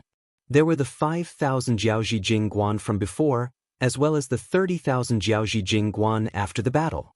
When he saw the huge Jingguan from afar, Kai Gu couldn't help but feel his legs go weak. His scalp went numb, and his body trembled uncontrollably. He knew that his mission this time wouldn't be easy to complete. Regardless of his feelings, Kai Gu still made his way to Shiyu City. Indeed, he was warmly received, and only then did he feel better. When he was informed that the Duke of Loyalty would meet him in the afternoon, he began to ponder about how he should speak and complete his mission. Before he could think of anything, another piece of news came, disrupting Kai Ji's calm mind. The king of Jiaoji and the crown prince had been captured by Yang Chundong. Not only that, the king of Jiaoji even killed his young son in front of everyone in order to survive. Naturally, Kai Gu wouldn't doubt the authenticity of this news. After all, the ones who spread this news were some of the old officials of Jiaoji, and it was said that they had witnessed it with their own eyes. If this news was true, then there was a problem. Jiaoji had already been destroyed. Wouldn't it be ridiculous for him to appear here as the mediator of the war? While he was in a daze, someone came to see him, saying that the Duke of Loyalty wanted to meet him. With incomparable nervousness, Kaigu came to a courtyard and saw the Duke of Loyalty of the Great Ming Dynasty playing with goldfish beside a pond in the garden.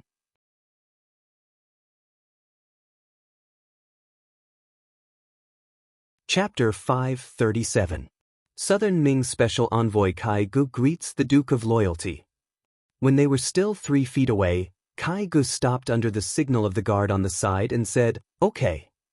Let him come over." Yang Chendong didn't turn his head, but his voice was clearly heard. Not to mention that a small Kaigu didn't have the ability to do anything to him. Even if he had such ability, his ki would become stronger and stronger. Why should he be afraid of him? "Go over, but be careful." Peng Yu, who was guarding here, looked at Kaigu coldly and reminded him coldly. Another team member standing on the side, Ba Daojiang, casually glanced over here, then turned around and began to observe the surrounding movements. He felt that it was interesting for his comrade Peng Yu to scare people like this, but he knew that his duty was still to guard the safety of this place. Although Shiyu City was occupied by the mercenaries, it didn't mean that it was safe here. In the past few days, there were more than a dozen assassination attempts aimed at the 6th young master. Although they were all daunting but not dangerous, this didn't mean that they could be careless. As for Kaigu, in the face of Peng Yu's reminder, he had to show a flattering smile, then walked over to Yang Chendong's side. This time, he didn't need anyone to remind him. When he was 3 meters away, he took the initiative to stand there. At this time, Yang Chendong just finished sprinkling the fish food in his hand, then turned around, walked to the pavilion on the side, and sat down. He pointed at Kaigu and said, "You also sit down, after all, you represent the emperor, you can't lose your identity." Yang Chendong had to add the last sentence, otherwise, Kaigu wouldn't have the courage to sit down. If this was the case, once the news spread out, it was inevitable that people would say that he didn't respect the Southern Ming emperor. He wouldn't take such a blame. Seeing that Yang Chendong's attitude was good, Kaigu breathed a sigh of relief, then sat down opposite him. "Say it, what are you here for?" After waiting for Kaigu to sit down, Yang Chendong asked, then looked at Kaigu with interest. This kind of gaze was very similar to looking at animals in the zoo. Kaigu also felt like he was being watched. He really didn't like this side of him and really wanted to say something. However, after thinking about it, he still held it in. It wasn't for any other reason than the fact that the person sitting across from him was too powerful. It was far beyond what he could resist, and it would only complicate matters. Since his identity was a little too weak, then he should just say whatever he wanted to say and focus on completing the mission. As for the embarrassment, it was better not to fuss about it. Duke of Loyalty and Courage, this one is here on the Emperor's orders to urge the mercenaries to stop fighting with Jiaoji. I just didn't expect. Without waiting for Kaigu to continue, Yang Chendong interrupted, "You didn't expect the war to end so quickly, did you?" Kaigu nodded, and then said according to what he thought at noon, "The mercenaries led by Duke of Loyalty and Courage are indeed very powerful. To be able to wipe out the main force of the Jiaoji army so quickly, this is something that no one expected." Kaigu first praised Yang Chendong and the mercenary strength, but then his expression changed slightly as he shook his head and said, "It's just that killing people is just a small matter. After all, King Lili is the king of Annan personally conferred by the Great Ming. If the Duke of Loyalty and Courage killed him just like that, how would others look at our emperor? Why don't we stop the war and let King Lili compensate the mercenaries with some gold and silver, so that they can learn a lesson?" Looking at Kaiji's face, Yang Chendong really wanted to spit on Kaiji's face and say no. However, since it was a negotiation, he had to know what the other party wanted.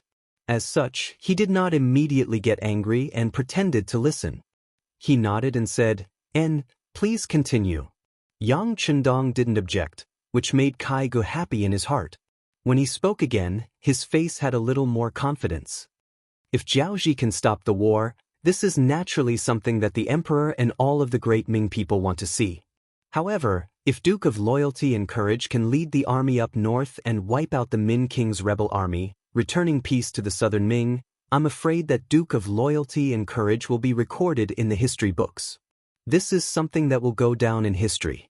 Of course, if Duke of Loyalty and Courage feels that it is difficult, that is not a problem. As long as you support the Southern Ming with tens of millions of silver to train the new army, the effect will be the same. That's right, this silver can be considered a loan from the Southern Ming to Duke of Loyalty and Courage. In order to express his gratitude to Duke of Loyalty and Courage, the Emperor will definitely agree to give you the title of Prince. In the future, as long as Baiming agrees, this matter can be accomplished. As such, I'm afraid that the next time I see Duke of Loyalty and Courage, I will have to address you as Prince. Just thinking about it makes others envious. Kaigu was laughing, and Yang Chendong was also laughing after hearing this. They wanted him to withdraw his troops, and they also wanted him to fork out money. What he would get in return was an empty title of a prince. Moreover, this title still required the approval of the Northern Ming Empire. In the end, it was tantamount to not having any promises. He really did not know if there was something wrong with Kai Ji's head or if Zhu Qizhen was treating him like a 3-year-old child. Did he really think that he would give him whatever he wanted just by casually coaxing and saying a few nice words? It was truly laughable. Both of them were laughing, but as they laughed, Kaigu could not laugh anymore. This was because he found that Yang Chendong was sneering, and there was a trace of anger in his eyes.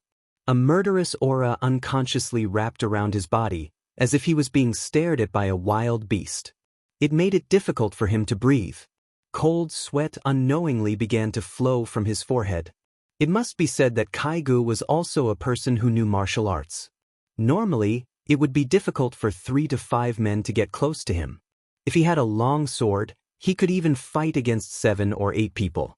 However, he did not know why, but when facing Yang Chendong, he found that he did not even have the strength to raise his arm.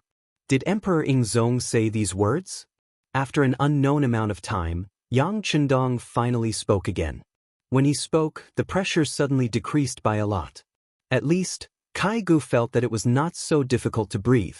Just now, he really felt that if he continued, he was afraid that even breathing would be a problem. That was equivalent to walking through the gates of hell.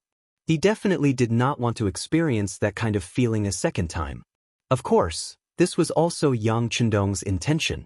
Just now, he deliberately mobilized the qi in his body in order to try and see how much pressure it could bring to Kaigu.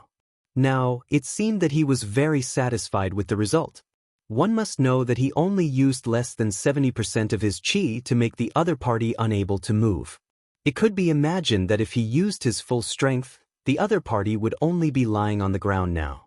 This was only the effect of targeting a single person. If he wanted to deal with a group of people, the effect would be greatly reduced. Fortunately, he could feel that the qi in his body had been growing stronger ever since it appeared out of nowhere. He believed that as long as he guided it well, it would only become more and more powerful in the future. Given enough time, it shouldn't be a problem for him to deal with a group of people. This is the Emperor's intention. Even though he felt immense pressure, Kaigu did not forget the rules. As he spoke, he even cupped his hands in the air to show his respect to the Emperor. Then, do you think that there is any meaning in saying all this now? Of course, Yang Chendong knew that this was Ingzong's intention. Otherwise, how would a small eunuch like him dare to do such a thing on his own? However, he still asked the question because he wanted to put the pressure on Kaigu. Under the pressure, the might of the qi was naturally displayed.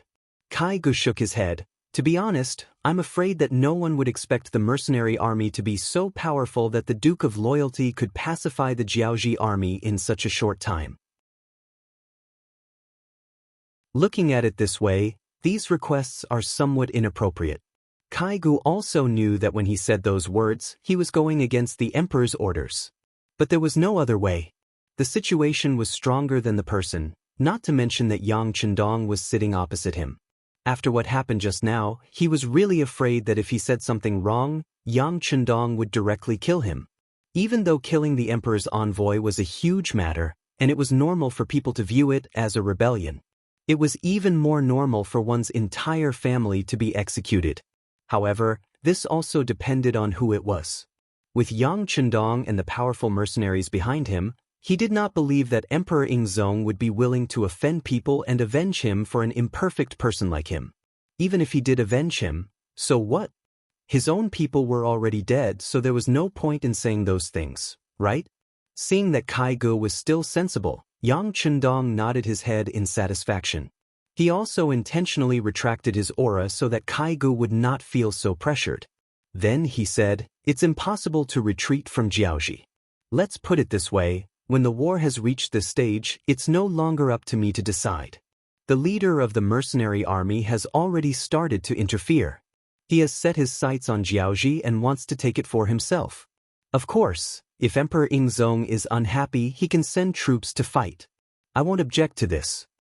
After deciding on the direction of the formation, Yang Chendong said, "Maybe you don't know, but if it wasn't for me, the mercenary army's target would not be Jiaoji, but the entire Great Ming dynasty.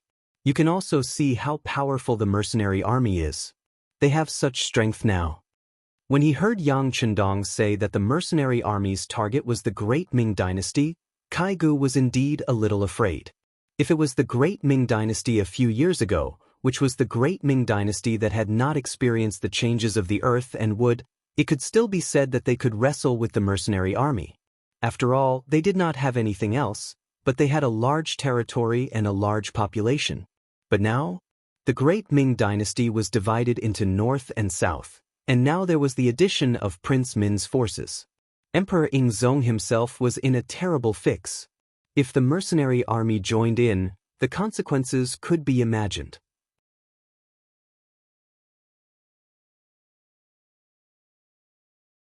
Chapter 538. Thinking about the current situation of the Southern Ming Empire, Kai Ge couldn't help but feel short of breath. At this point, the initiative was completely in Yang Chendong's hands. Seeing that Kai Ge didn't speak anymore and sighed as if he had accepted his fate, Yang Chendong smiled in his heart. Some people were like this, always thinking that they were the emperor and everyone should listen to them. But once they met a tough opponent, their attitude would immediately change. Perhaps this was the human instinct to bully the weak and fear the strong. However, Yang Chendong wouldn't pity Ingzong because he already saw that such a person wouldn't be able to lead the Han people to the peak of the world. Since others couldn't do it, then he would leave everything to him. Yang Chendong already had an idea in his heart. When he talked about some things, his tone naturally wouldn't be polite. Speaking of the Battle of Jiaoji, it isn't over yet. The captured king Li Li has already said that the person who sent people to assassinate me was his subordinate, Fan Yuhai. This time, this person escaped and went to the Lansong kingdom. If I don't catch this person, it will be difficult to resolve the hatred in my heart. Therefore, the mercenaries will probably send troops to the Lansong kingdom. Of course, unless they are willing to send Fan Yuhai's head. If they want to cover it up, there will be a huge battle. Of course, this matter shouldn't have anything to do with the Southern Ming Empire. This duke is telling you this because I hope that when you meet the emperor, you can tell him what the mercenaries are going to do next. Just let him know in his heart what to do next. This was clearly reminding Kai Ge that not only would the mercenaries not listen to Ingzong's orders, but they would also continue to fight. As for when the fight would end, it was hard to say. Just like now, they sent troops to the Lansong kingdom with the excuse of finding the culprit, Fan Yuhai. Who knew what kind of excuse they would use next time? After all, they could always find a reason to do so. In other words, if they were willing, the mercenary army could continue to expand endlessly until one day, when their strength grew, they might even come to the Great Ming Empire to cause trouble. He thought that if the mercenary army really cleaned up these small countries one by one, and finally integrated their strength, then at that time, there would be no difference between them and the Great Ming Empire. Then wouldn't the Great Ming Empire be in danger? Kai Ji's expression was constantly changing as he hurriedly said, "Loyal Duke, don't be anxious. Since Fan Yuhai wants to make a move on Loyal Duke, he is courting death. Dealing with him is something that should be done.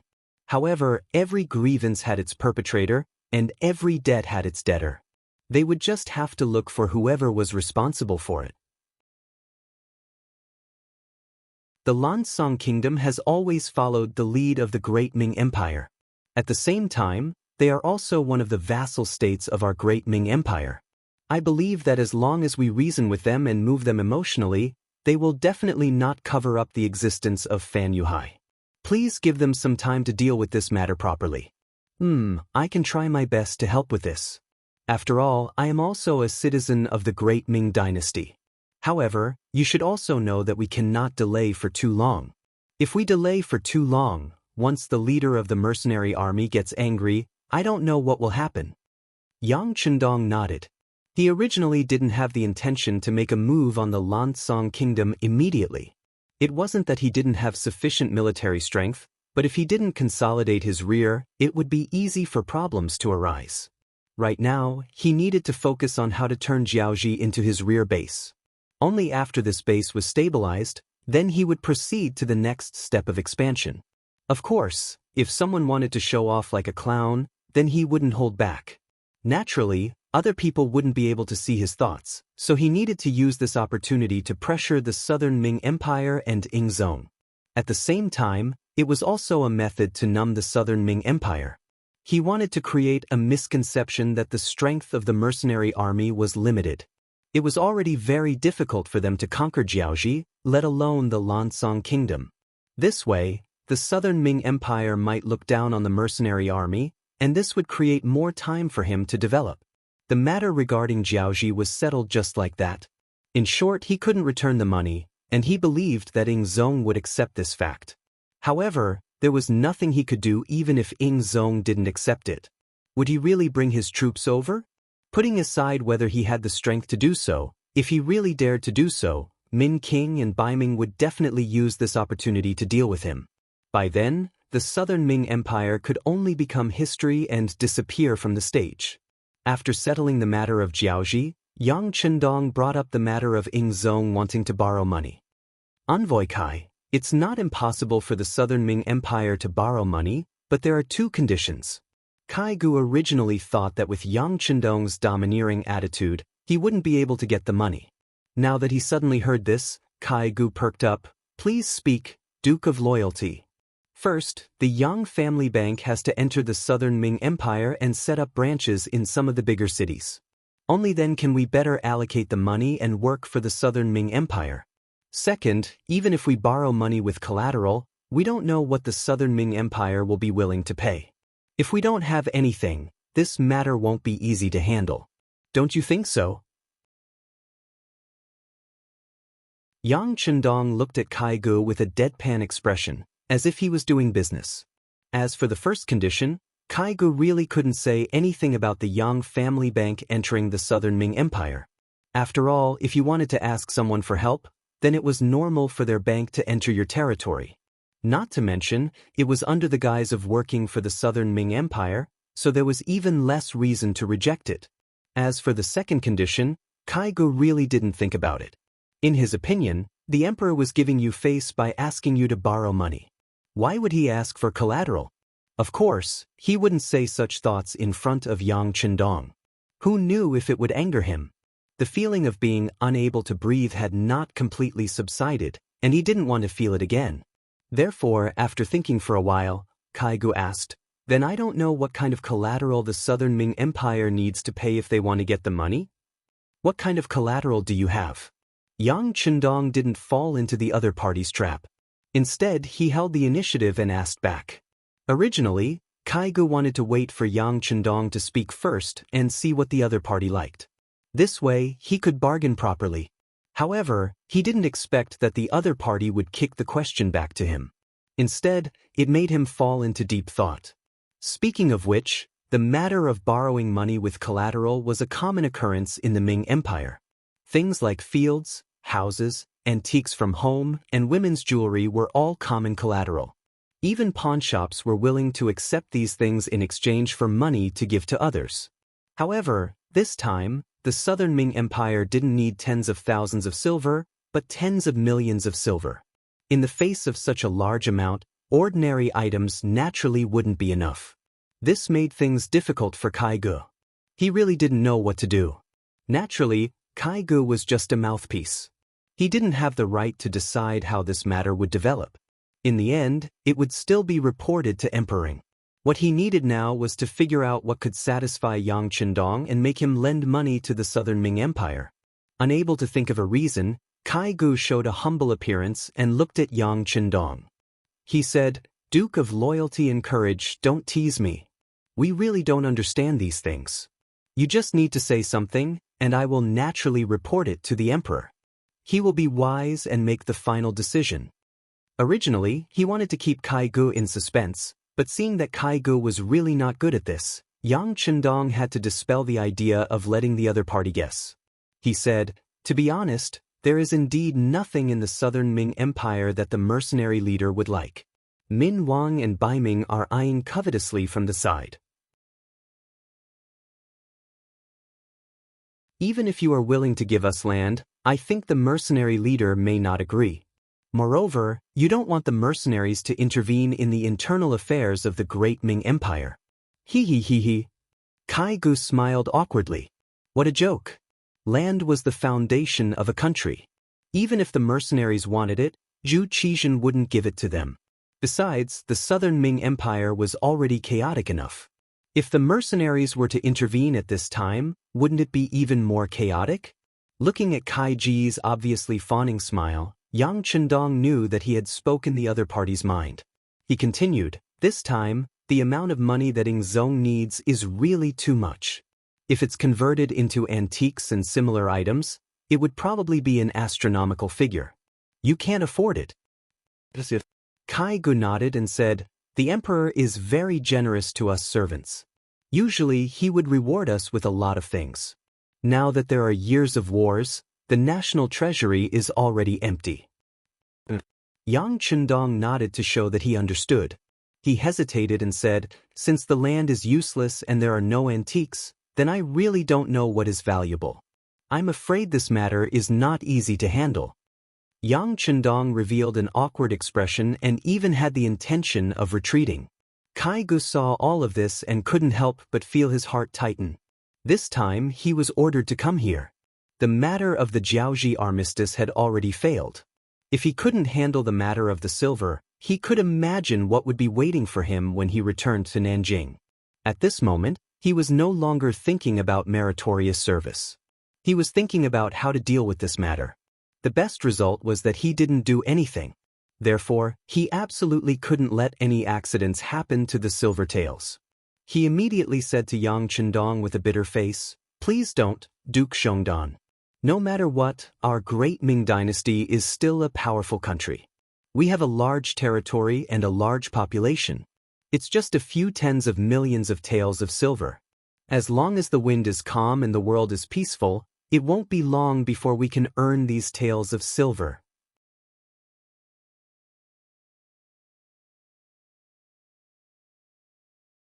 Chapter 539. Yang Chendong seemed to have suddenly thought of something and seemed to have been enlightened. He looked at Kai Gu and said, "That's right. Just now, Emissary Kai's words did indeed remind me of something. The Southern Ming Empire is vast and has a large population. Perhaps we can think of something from there." "Oh, is there any solution?" Seeing that the situation seemed to have taken a turn for the better, Kai Gu asked with glowing eyes. Yang Chendong did not immediately say the answer. Instead, he went silent for a while before muttering to himself, "The so-called vast land and abundant resources are true. However, it is a pity that those things cannot be moved or moved. The Southern Ming Empire also does not want the mercenaries to interfere with the matters there. Thus, this problem can be eliminated. As for the large population, this duke recalled what the mercenary leader said a while ago. He said that if we want to build a base for the mercenaries in Jiaoji, we will need a large number of people. It is clear that after the war, too many people died in Jiaoji. The population is already showing signs of negative growth. If the Southern Ming Empire can provide some people, perhaps we can borrow some money." "Provide people?" Kai Gu was confused by Yang Chendong's words. His face was filled with confusion and confusion. "Yes, provide people." Yang Chendong seemed to have made up his mind as he said, "Nowadays, the Southern Ming Empire needs money to train the new army. However, money doesn't just fall from the sky. It's impossible for us to not have to pay anything and just talk about money without paying anything. On the surface, it seems that this duke is in charge of the Yang family bank. However, you should be able to guess that the mastermind behind all of this is the mercenary leader. Let's not talk about anything else. Just the goods that are selling everywhere are all produced by the mercenaries. I am just putting on an act and helping out a little. Kai Gun nodded his head continuously. Regarding the Yang family bank, the immortal abode in Baiming's capital, and the sky beyond heaven, the outside world had already come to a conclusion.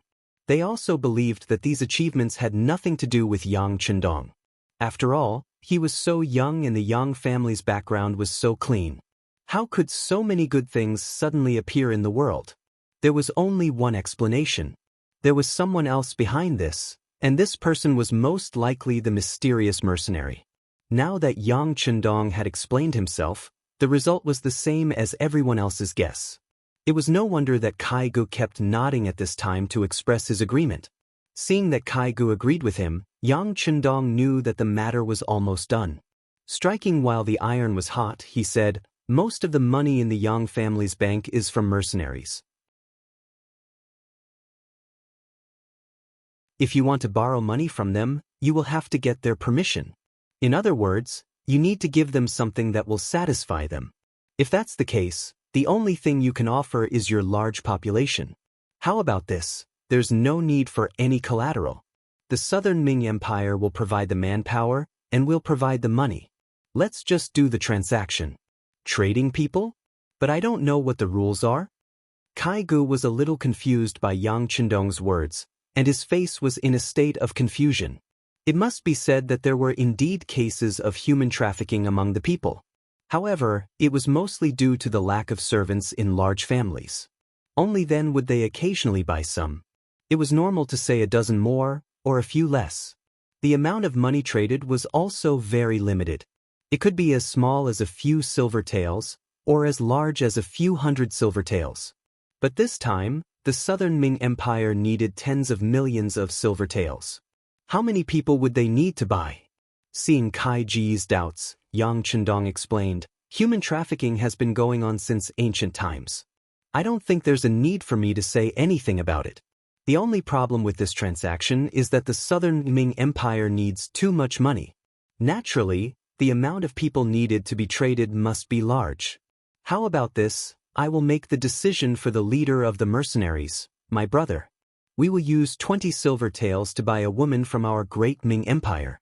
Children under 10 years old will be 15 silver taels. Elders over 50 years old will be 5 silver taels. Males between 14 to 40 years old will be 50 silver taels per person. As for how many people the Southern Ming Empire can provide, the mercenaries will pay the same amount of money. How about it?" After beating around the bush for a long time, Yang Chendong finally brought up the matter of him needing a large number of people in a very shady manner. The reason why he didn't bring up this matter at the start was because he was afraid that Kai Gu would have other ideas. Like now, when the other party was at his wit's end, bringing up this kind of exchange condition would be more acceptable. As expected, Kai Gu didn't think too much about it. On the contrary, he began to calculate the cost of this human trafficking transaction in his mind. Using 20 silver taels for a woman as an example, this kind of price wasn't considered very generous. After all, when some large families wanted to buy maidservants, they would often offer a higher price than this. However, the mercenaries wanted a large number of people. They weren't picky, especially in terms of appearance. This wasn't something that those large families could compare to. Since a woman was 20 silver taels, 10 of them would be 200 silver taels, 100 would be 2,000 silver taels, then what about 10,000?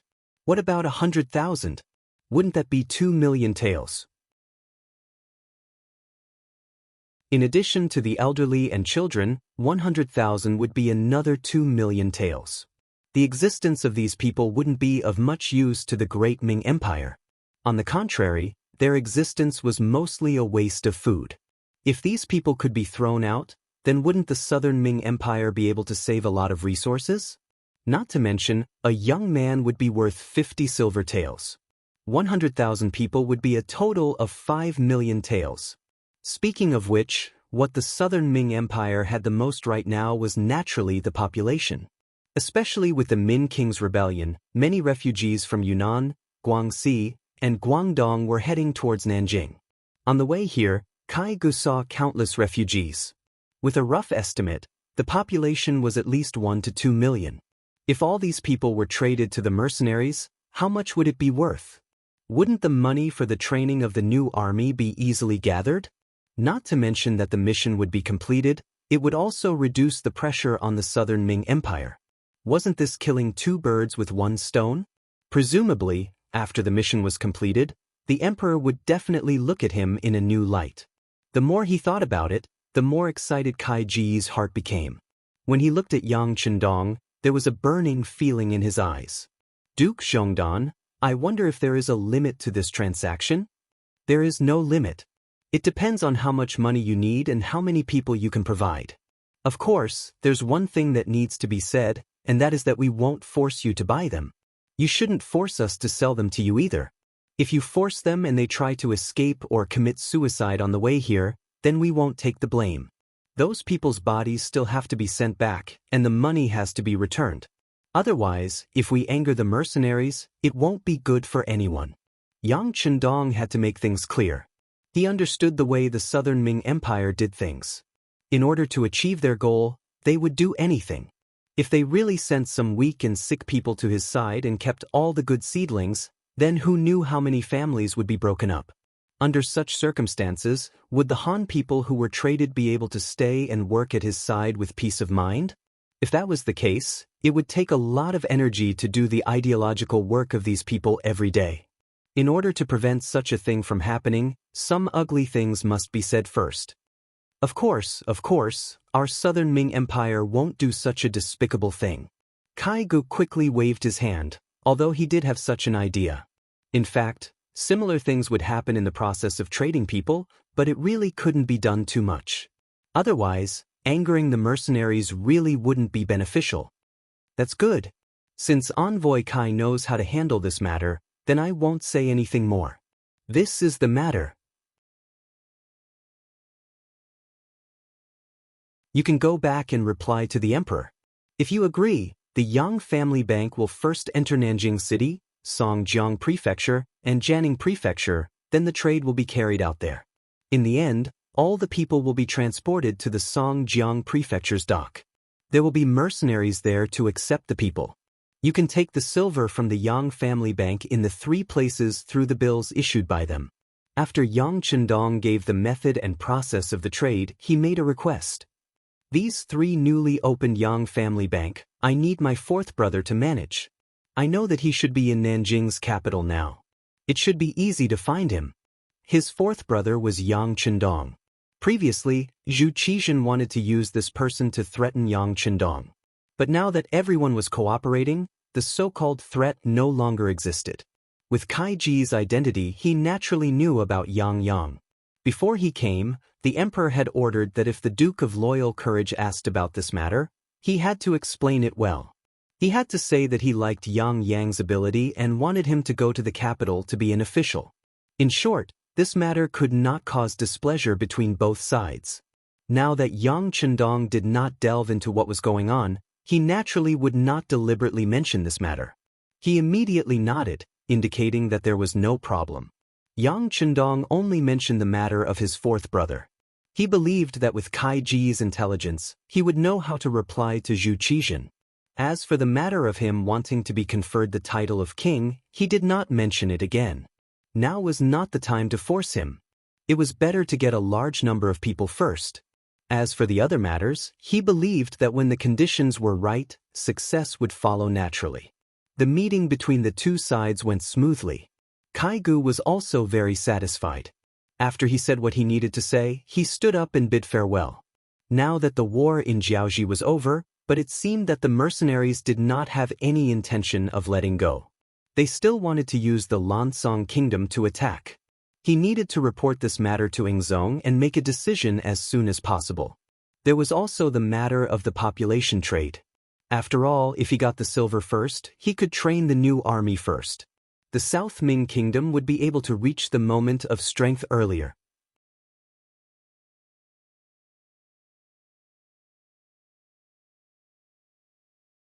Chapter 540.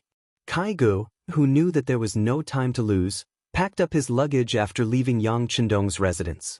In less than half an hour, he left Shiyu City and went straight back to Nanjing. Tiger's man reported the news of Kai Ji's departure to Yang Chendong, and then said with some worry, "Young master, do you think the Southern Ming Empire will agree to the human trade?" "They will, they have no choice now.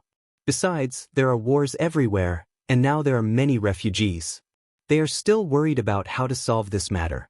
We have given them such a gap, they will definitely take advantage of it," Yang Chendong said confidently. It was no wonder that he would be so confident. At that time, the idea of people-oriented did not penetrate deep into people's hearts, and no emperor would really pay much attention to it. It was nothing more than when there was no conscription, there would be a shortage of people. As for normal times, there wouldn't be so many people thinking about it. Moreover, the great Ming Empire had just experienced its heyday, and the population was more than 60 million. This time, it was just a transaction of 100,000 people. It was really not a big deal. Inform everyone that the Yang Family Bank is ready to enter Nanjing, Songjiang, and Jianing. In addition, inform Qiqian City to prepare enough silver.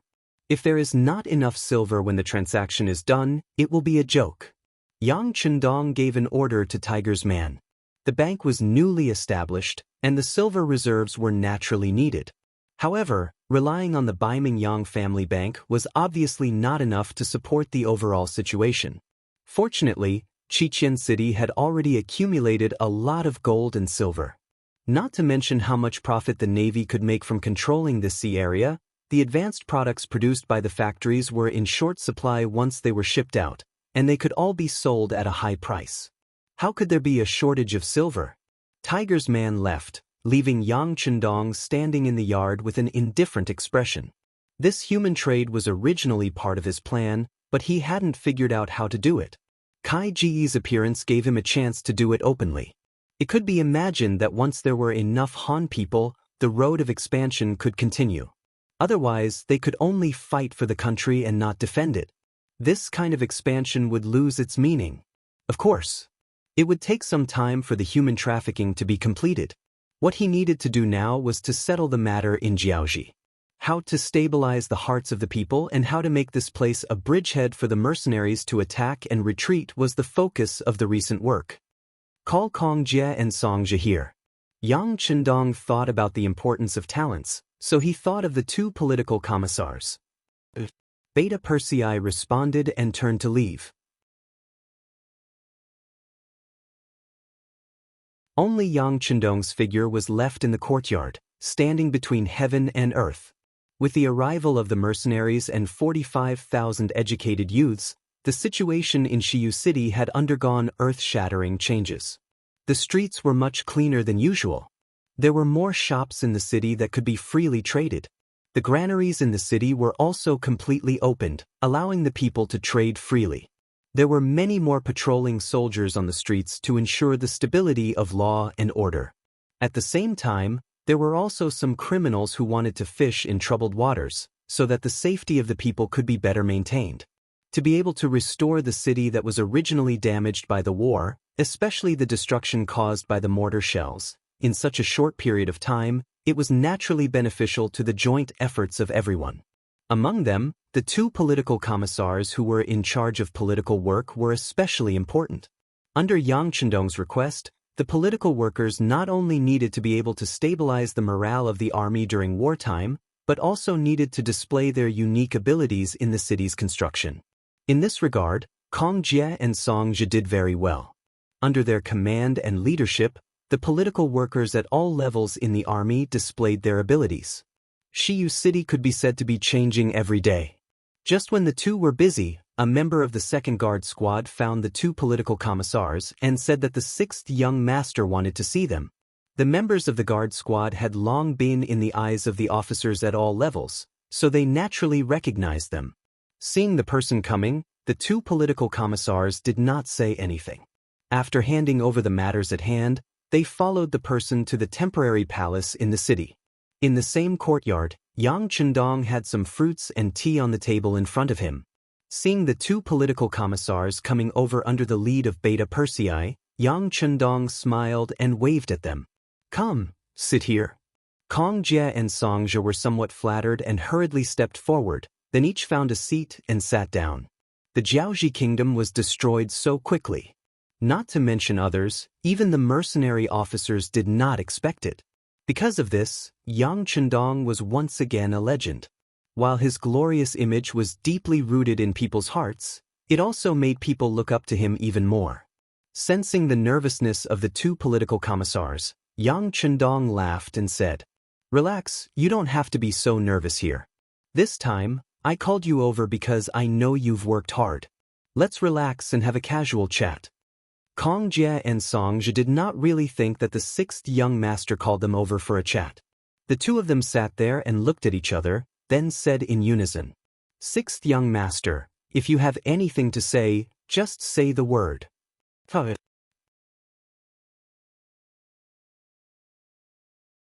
Seeing that the two political commissars knew that he had something to say to them, Yang Chendong smiled, then got up and poured a cup of tea for each of them. His attitude made the two of them stand up immediately. To be able to have the sixth young master pour tea for them, this treatment was too good. The two of them felt uneasy. Fortunately, Yang Chendong quickly explained the reason for calling them over. "The two of you have worked hard during this period of time, and your work has been very effective. However, even though we have conquered Jiaoji, this is only the first step. How to govern this place and let the people here get used to our governance is the most important thing. How about it? Have the two of you ever thought of quitting the military and staying here to govern?" Yang Chendong chuckled. He was ready to appoint generals. People say that it is easier to conquer a country than to defend it. The current Jiaoji was facing such a problem. It was impossible for the mercenaries to stay here for too long. They had too many things to do. Therefore, in the future, this place would have to be independent. Even though the Jiaoji mercenaries and the natives of Jiaoji like Hongjin, Chendi, and Ruan Chunqing were in charge, Yang Chendong wouldn't be at ease if he didn't leave his own people behind. The reason he called the two of them over was obviously to choose one of them and leave one of them behind to govern Jiaoji. Yang Chendong had quite a number of generals under his command. After training and systematic learning, many of them had the ability to lead an army and fight on their own. However, in comparison, he had enough generals, but not enough civil officials. There were even fewer civil officials who could govern a place. After much consideration, Yang Chendong set his sights on the two political commissars, Xianxia and Xianxia. After a period of observation, the performance of these two people was very good, so Yang Chendong could rest assured and entrust them with heavy responsibilities. In fact, he could have ordered one of them to stay behind, but he didn't do so. He wanted to see what they wanted to do. After all, nothing forcibly done was worth it. The two of them didn't expect the sixth young master to call them over for this. Caught off guard, the two of them hesitated. As the political commissar of the 1st Regiment, it was rare for him to lead an army alone. However, he was still one of the commanding officers of the 1st Regiment. Furthermore, he had such a powerful mercenary army. When he fought a battle, it was truly a pleasure to him. Moreover, with such a modern army under his command, he would be able to contribute a lot to the war. If they were to withdraw from the army now, it would be equivalent to giving away a lot of their contributions. This made them somewhat reluctant. Besides, they could tell that the destruction of Jiaoji was only the result of the mercenary army's initial efforts. There would be many more such incidents in the future. If they stayed behind in Jiaoji now, would they still be able to climb to a higher position in the future? Everyone has their own selfish motives, but they are also ambitious. If they stayed in Jiaoji, it would be equivalent to stopping their progress. It was no wonder they were in such a difficult position. Their expressions kept changing. Yang Chendong saw everything, but he didn't say anything. He was waiting for the two of them to make their own decisions. If they didn't want to withdraw from the army, he wouldn't force them to do anything. He would continue to look for suitable candidates. However, the two of them had a lower status in his heart. After all, they didn't see the big picture and couldn't see the big picture. Such an officer's future was limited. Time passed by slowly. After Yang Chendong drank 2 cups of tea, Xianxia and Xianxia finally came to a decision. After looking at each other, they spoke at the same time. "Sixth young master, I am willing to stay." Yang Chendong didn't expect the two of them to speak at the same time. Of course, he was very satisfied. Good. It's rare for you to see the big picture. Since that's the case. Yang Chendong's gaze lingered between Xianxia and Xianxia. He looked at Xianxia and Xianxia and said, "Xianxia will stay. Other than the 30,000 Jiaoji mercenaries, I will leave you with a platoon of Lung Feng and 2 battalions of auxiliary soldiers. Also, if you have any other requests, feel free to state them." Choosing Xianxia over Xianxia was naturally because the former was only a political commissar of the auxiliary army. Compared to political work, Xianxia was obviously better. Therefore, Yang Chendong had long wanted Xianxia to stay in the company. Since Xianxia had taken the initiative to ask for it, he decided to make the decision.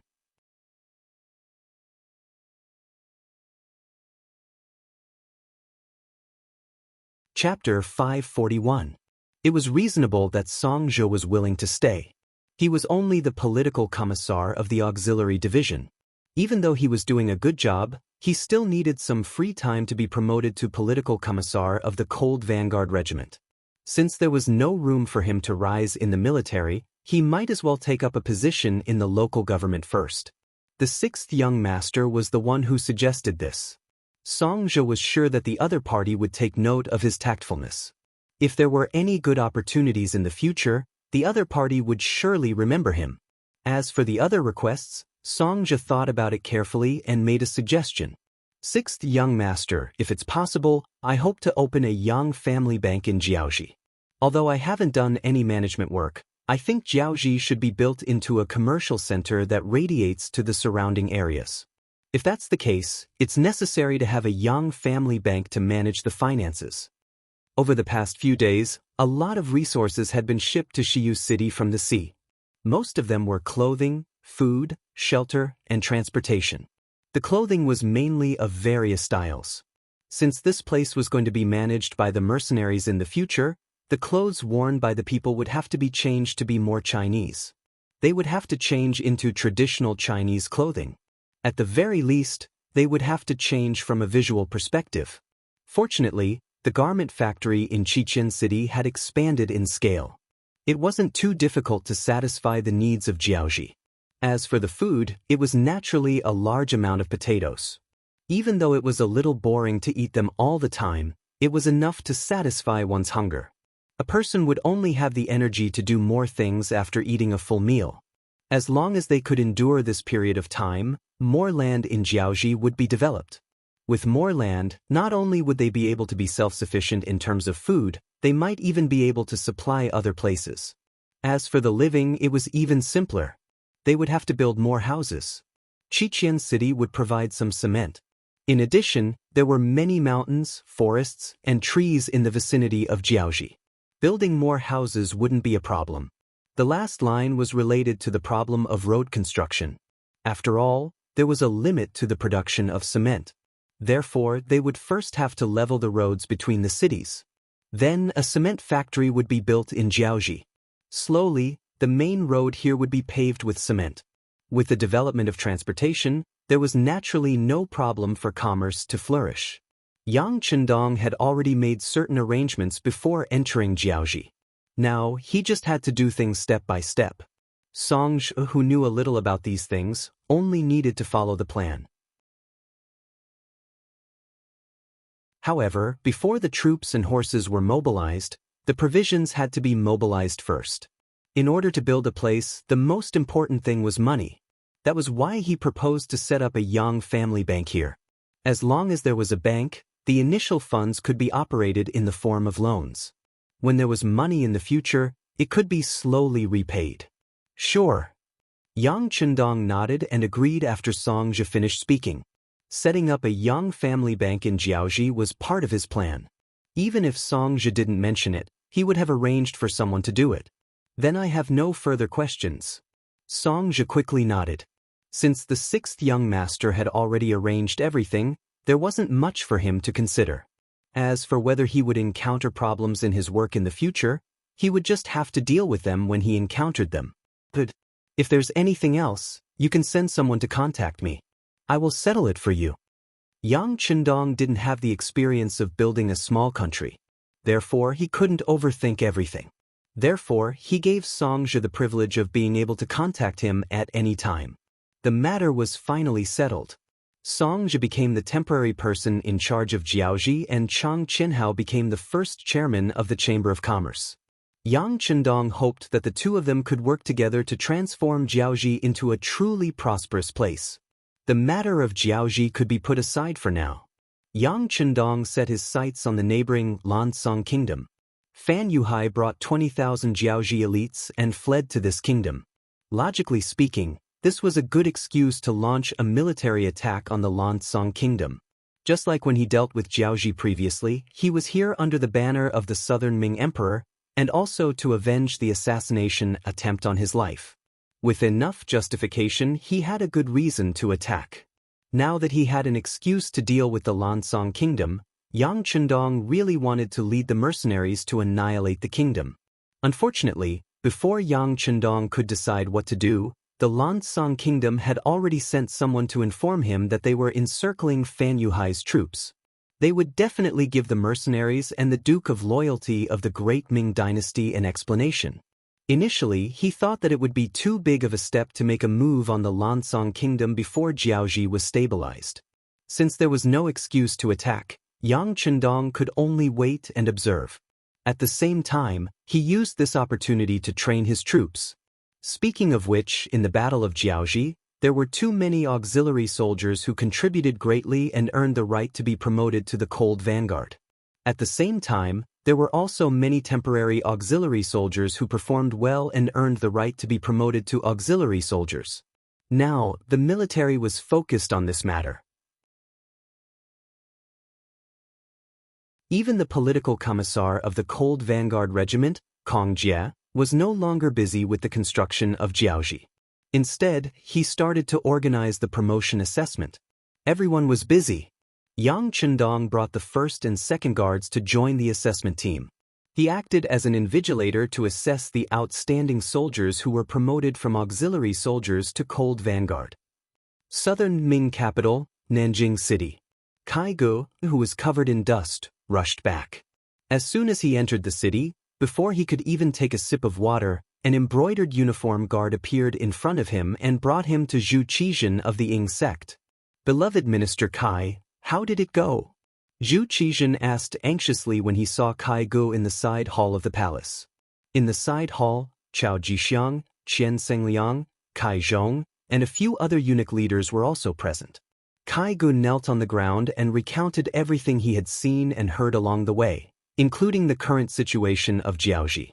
Listening to Kai Gu kneeling on the ground and saying something, Zhu Qizhen's face was sometimes gloomy and sometimes relaxed. His expression was constantly changing. Not only him, but the eunuchs standing below were also shocked. They didn't expect Jiaoji to be wiped out in such a short period of time. This gave them a new understanding and evaluation of the strength of the mercenaries. In less than an hour, Kai Gitsai reported everything he had seen and heard, especially everything he had talked about with the Duke of Loyalty.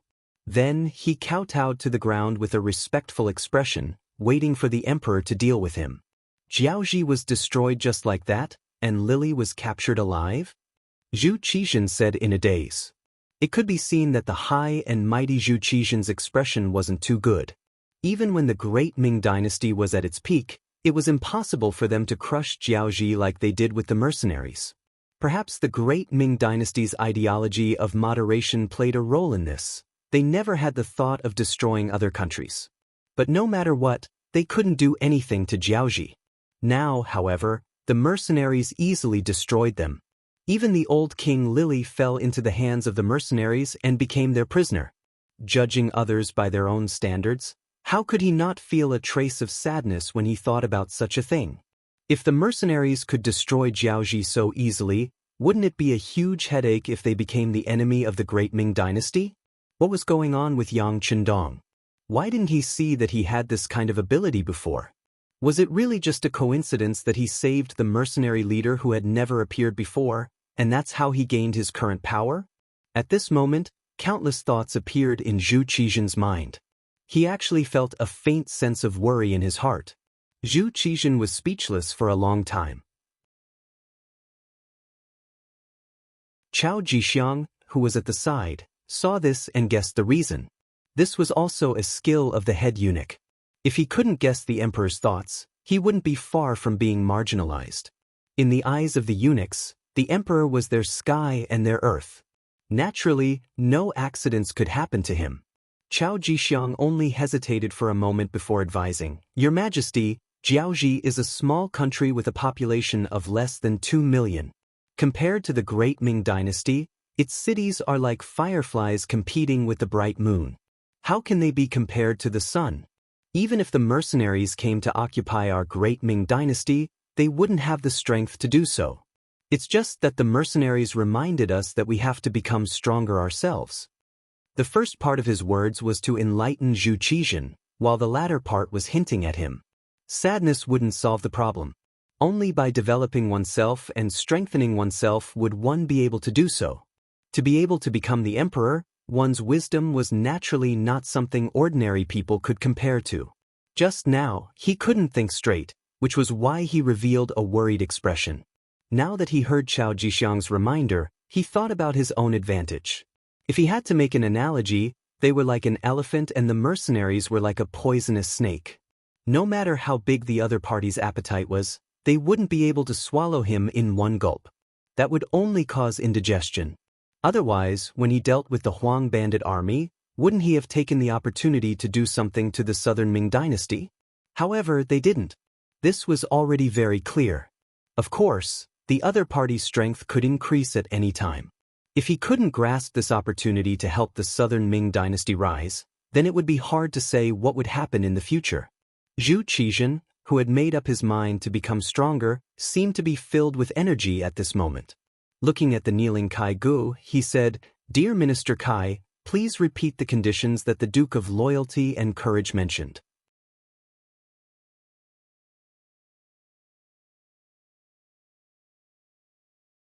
Chapter 542.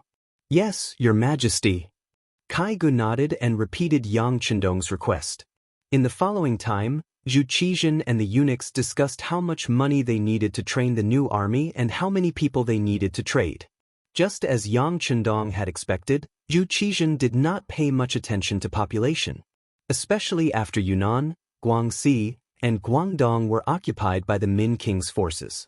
Many refugees escaped from there and were now entrenched in the southeastern provinces. There were even many who were heading towards Nanjing. According to the reports of the officials, the appearance of these refugees had greatly affected the security of other places. Their daily necessities alone were a big problem, which often gave the local officials a headache. This time, they could use the method of trading to transport these people out. As for whether this would strengthen the mercenary army, not to mention that they did not provide the population, did the mercenary army not have other ways? It was very difficult to make these refugees into an army. These people did not have enough to eat, they did not have warm clothes, and their health was generally not good. Otherwise, the southern Ming Empire would have recruited them into the army. Otherwise, the Min King's forces would not have easily let them leave their territory. In short, these people were of little value to Zhu Qizhen. Most of them were even burdens. It was a good opportunity to give them to the mercenary army and let them have a headache. It was also a good way to make them worry, so that they would not threaten him with a strong army. After thinking it through, Zhu Qizhen began to order the 3 eunuchs to count the refugee population. According to him, other than those young people with strong bodies and beautiful young women, the rest of the refugees could be used for trading. If they could exchange a large amount of money, the southern Ming Empire would have the strength to train the new army and strengthen themselves. The number of refugees had already been reported by the local officials. The number of refugees had reached 5 million. Most of them were refugees from Guangdong. Because they had been prepared for the arrival of King of Min's forces in Guangdong, they only got some fields and houses, but very few people. The number of refugees in Guangdong alone had reached nearly 3 million.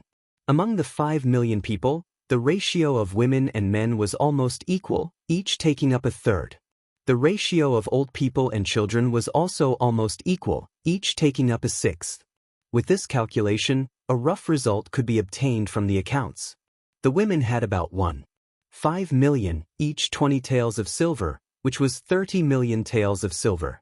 The old people had about 900,000, each 5 taels of silver, which was 4.5 million taels of silver. The children had about 900,000, each 15 taels of silver, which was 13.5 million taels of silver. The men had about 1 million, each 500,000 taels of silver, which was 50 million taels of silver. Altogether, the total population was about 4,300,000 people. If they were to trade, they would be able to obtain 98 million taels of silver. After the number came out, even Zhu Qizhen could not help but suck in a breath of cold air. He didn't expect that a group of vagrants could increase his income so much. Once they had this 98 million taels of silver, the economy of the Southern Ming Empire would be revitalized. Not only would they have the money to train the new army, they could also make more armor and weapons. At the same time, they could also use it to develop the country. It was not impossible for the Southern Ming Empire to have a drastic change. Good. Zhu Qizhen said the word good 3 times in a row, completely revealing the excitement in his heart. Pass down my decree, order all the provinces to send all the refugees to the Songjiang prefecture. And not only the refugees, but also those who have committed crimes and have not changed. They will also be sent to the Songjiang prefecture. Great companion, this matter will be handed over to you and beloved Minister Kai Zhong. That's right, don't forget about the Yang family's 4th brother. Immediately remove the surveillance on him and let him quickly contact the Yang family bank. Tell him the specific amount of money we can trade. Don't let them not take out enough money when the time comes. At this moment, Zhu Qizhen had already thrown the threat of Yang Chendong to the side. What he needed to do now was to let the Southern Ming Empire rise again under his leadership. Zhu Qizhen's imperial edicts were passed down without the discussion of the ministers. The reason why he did this was because he did not want to give people the chance to argue. With his understanding of the ministers, once they knew that he had a human trade with the mercenaries, they would definitely stand up to stop it. Even though these ministers were already helpless against the refugees. They had read the books of sages since they were young, so they naturally wanted to learn how to be a saint. They would definitely not agree to abandon the people like this. Since they would not agree, then why did he need their permission? He was the emperor. However, there was no such thing as an airtight pants in the world, not to mention that this matter involved so many people. In less than a day, the ministers below knew about this matter. Then, they hurriedly walked into the palace. Needless to say, they were here to persuade him. Regarding this, Zhu Qizhen was already prepared. He used his body as an excuse and refused to meet anyone. As for whether they would make a fuss when they did not see him, it was up to them.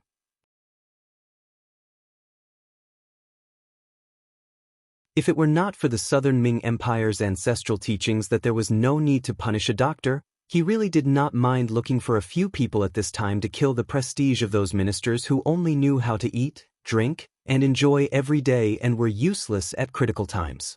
After the imperial edict was passed down, the first to benefit was naturally the Yang family's 4th master, Yang. He was originally staying in Jianing Prefecture. Suddenly, a group of embroidered uniform guards came and took him away from the Yang family's ancestral home without any explanation. This scene was seen by many people at that time. Originally, Jianing Prefecture's magistrate, Li Daotong, wanted to stop it because he knew that this person was the brother of the Duke of Loyal and Courageous. Once something happened in his territory, how could he get away with it? However, when he appeared with a group of magistrates and saw that they were all embroidered uniform guards wearing flying fish robes, black gauze hats, imperial belts, and embroidered spring sabers at their waists, he immediately became terrified. These were all the emperor's people. If he dared to stand out and say half a word, he was afraid that he would be arrested together with them. Seeing that Li Daotong did not even dare to breathe loudly, Yang did not blame him. In fact, he had already prepared for this scene in front of him. He had always heard about some of the things that his 6th brother had done. His achievements were so great that the Yang family would be implicated sooner or later. Therefore, along the way, Yang did not shout or make a fuss. He just followed the embroidered uniform guards and left Jianing Prefecture. His cooperation also saved him from physical pain. Not long after leaving Jianing, another group of embroidered uniform guards came and announced that this time, it was Emperor Yingzong who invited him to Nanjing to be an official. With the arrival of these embroidered uniform guards, his treatment also improved. At least, no one gave him any face in front of his face. As soon as he entered Nanjing, he was placed in a small courtyard and detained. Although his personal freedom was not restricted, and no one would stop him even if he wanted to go out shopping, there were always embroidered uniform guards following him. However, there were always some embroidered uniform guards following him, which made him realize that he was being watched. Thinking about it, the reason why these people did not make a move on him was probably because his sixth brother's power was flourishing. Before things were settled, they did not want to anger his sixth brother. Just like this, less than 20 days later, an imperial edict suddenly appeared in front of him. He was specially appointed by Emperor Yingzong as the general representative of the Yang family bank in southern Ming. For a time, all the embroidered uniform guards around him withdrew. This time, they really withdrew. No one came to monitor him. He, who had just regained his freedom, saw the current head of the eunuchs, Chao Jixiang, appear in front of him. First, he comforted him for a while. Then, he talked about the problem of the population trade between southern Ming and the Duke of Zhongdan. He also asked him to quickly choose a location in Nanjing, Songjiang Prefecture, and Jianing Prefecture and then raise money. Although it was mostly used to describe women, it could also be used to describe Yang's current situation. Just as Chao Jixiang left with his people, a platoon of cold soldiers appeared in front of him. The person leading them was the platoon leader, Silver Tiger. This person had stayed in the Yang family manor outside Baiming's capital and was one of Yang Chendong's trusted subordinates. Silver Tiger's arrival was not only to protect 4th Master Yang's safety, but also to help him prepare the Yang family bank. Many contacts with the security bureau had to go through his hands. This was not because Yang Chendong did not trust his 4th brother, but because he did not want his 4th brother to be involved in dangerous matters. The news that southern Ming was going to trade people with the mercenaries spread like a gust of wind. For a time, the various powers had different reactions.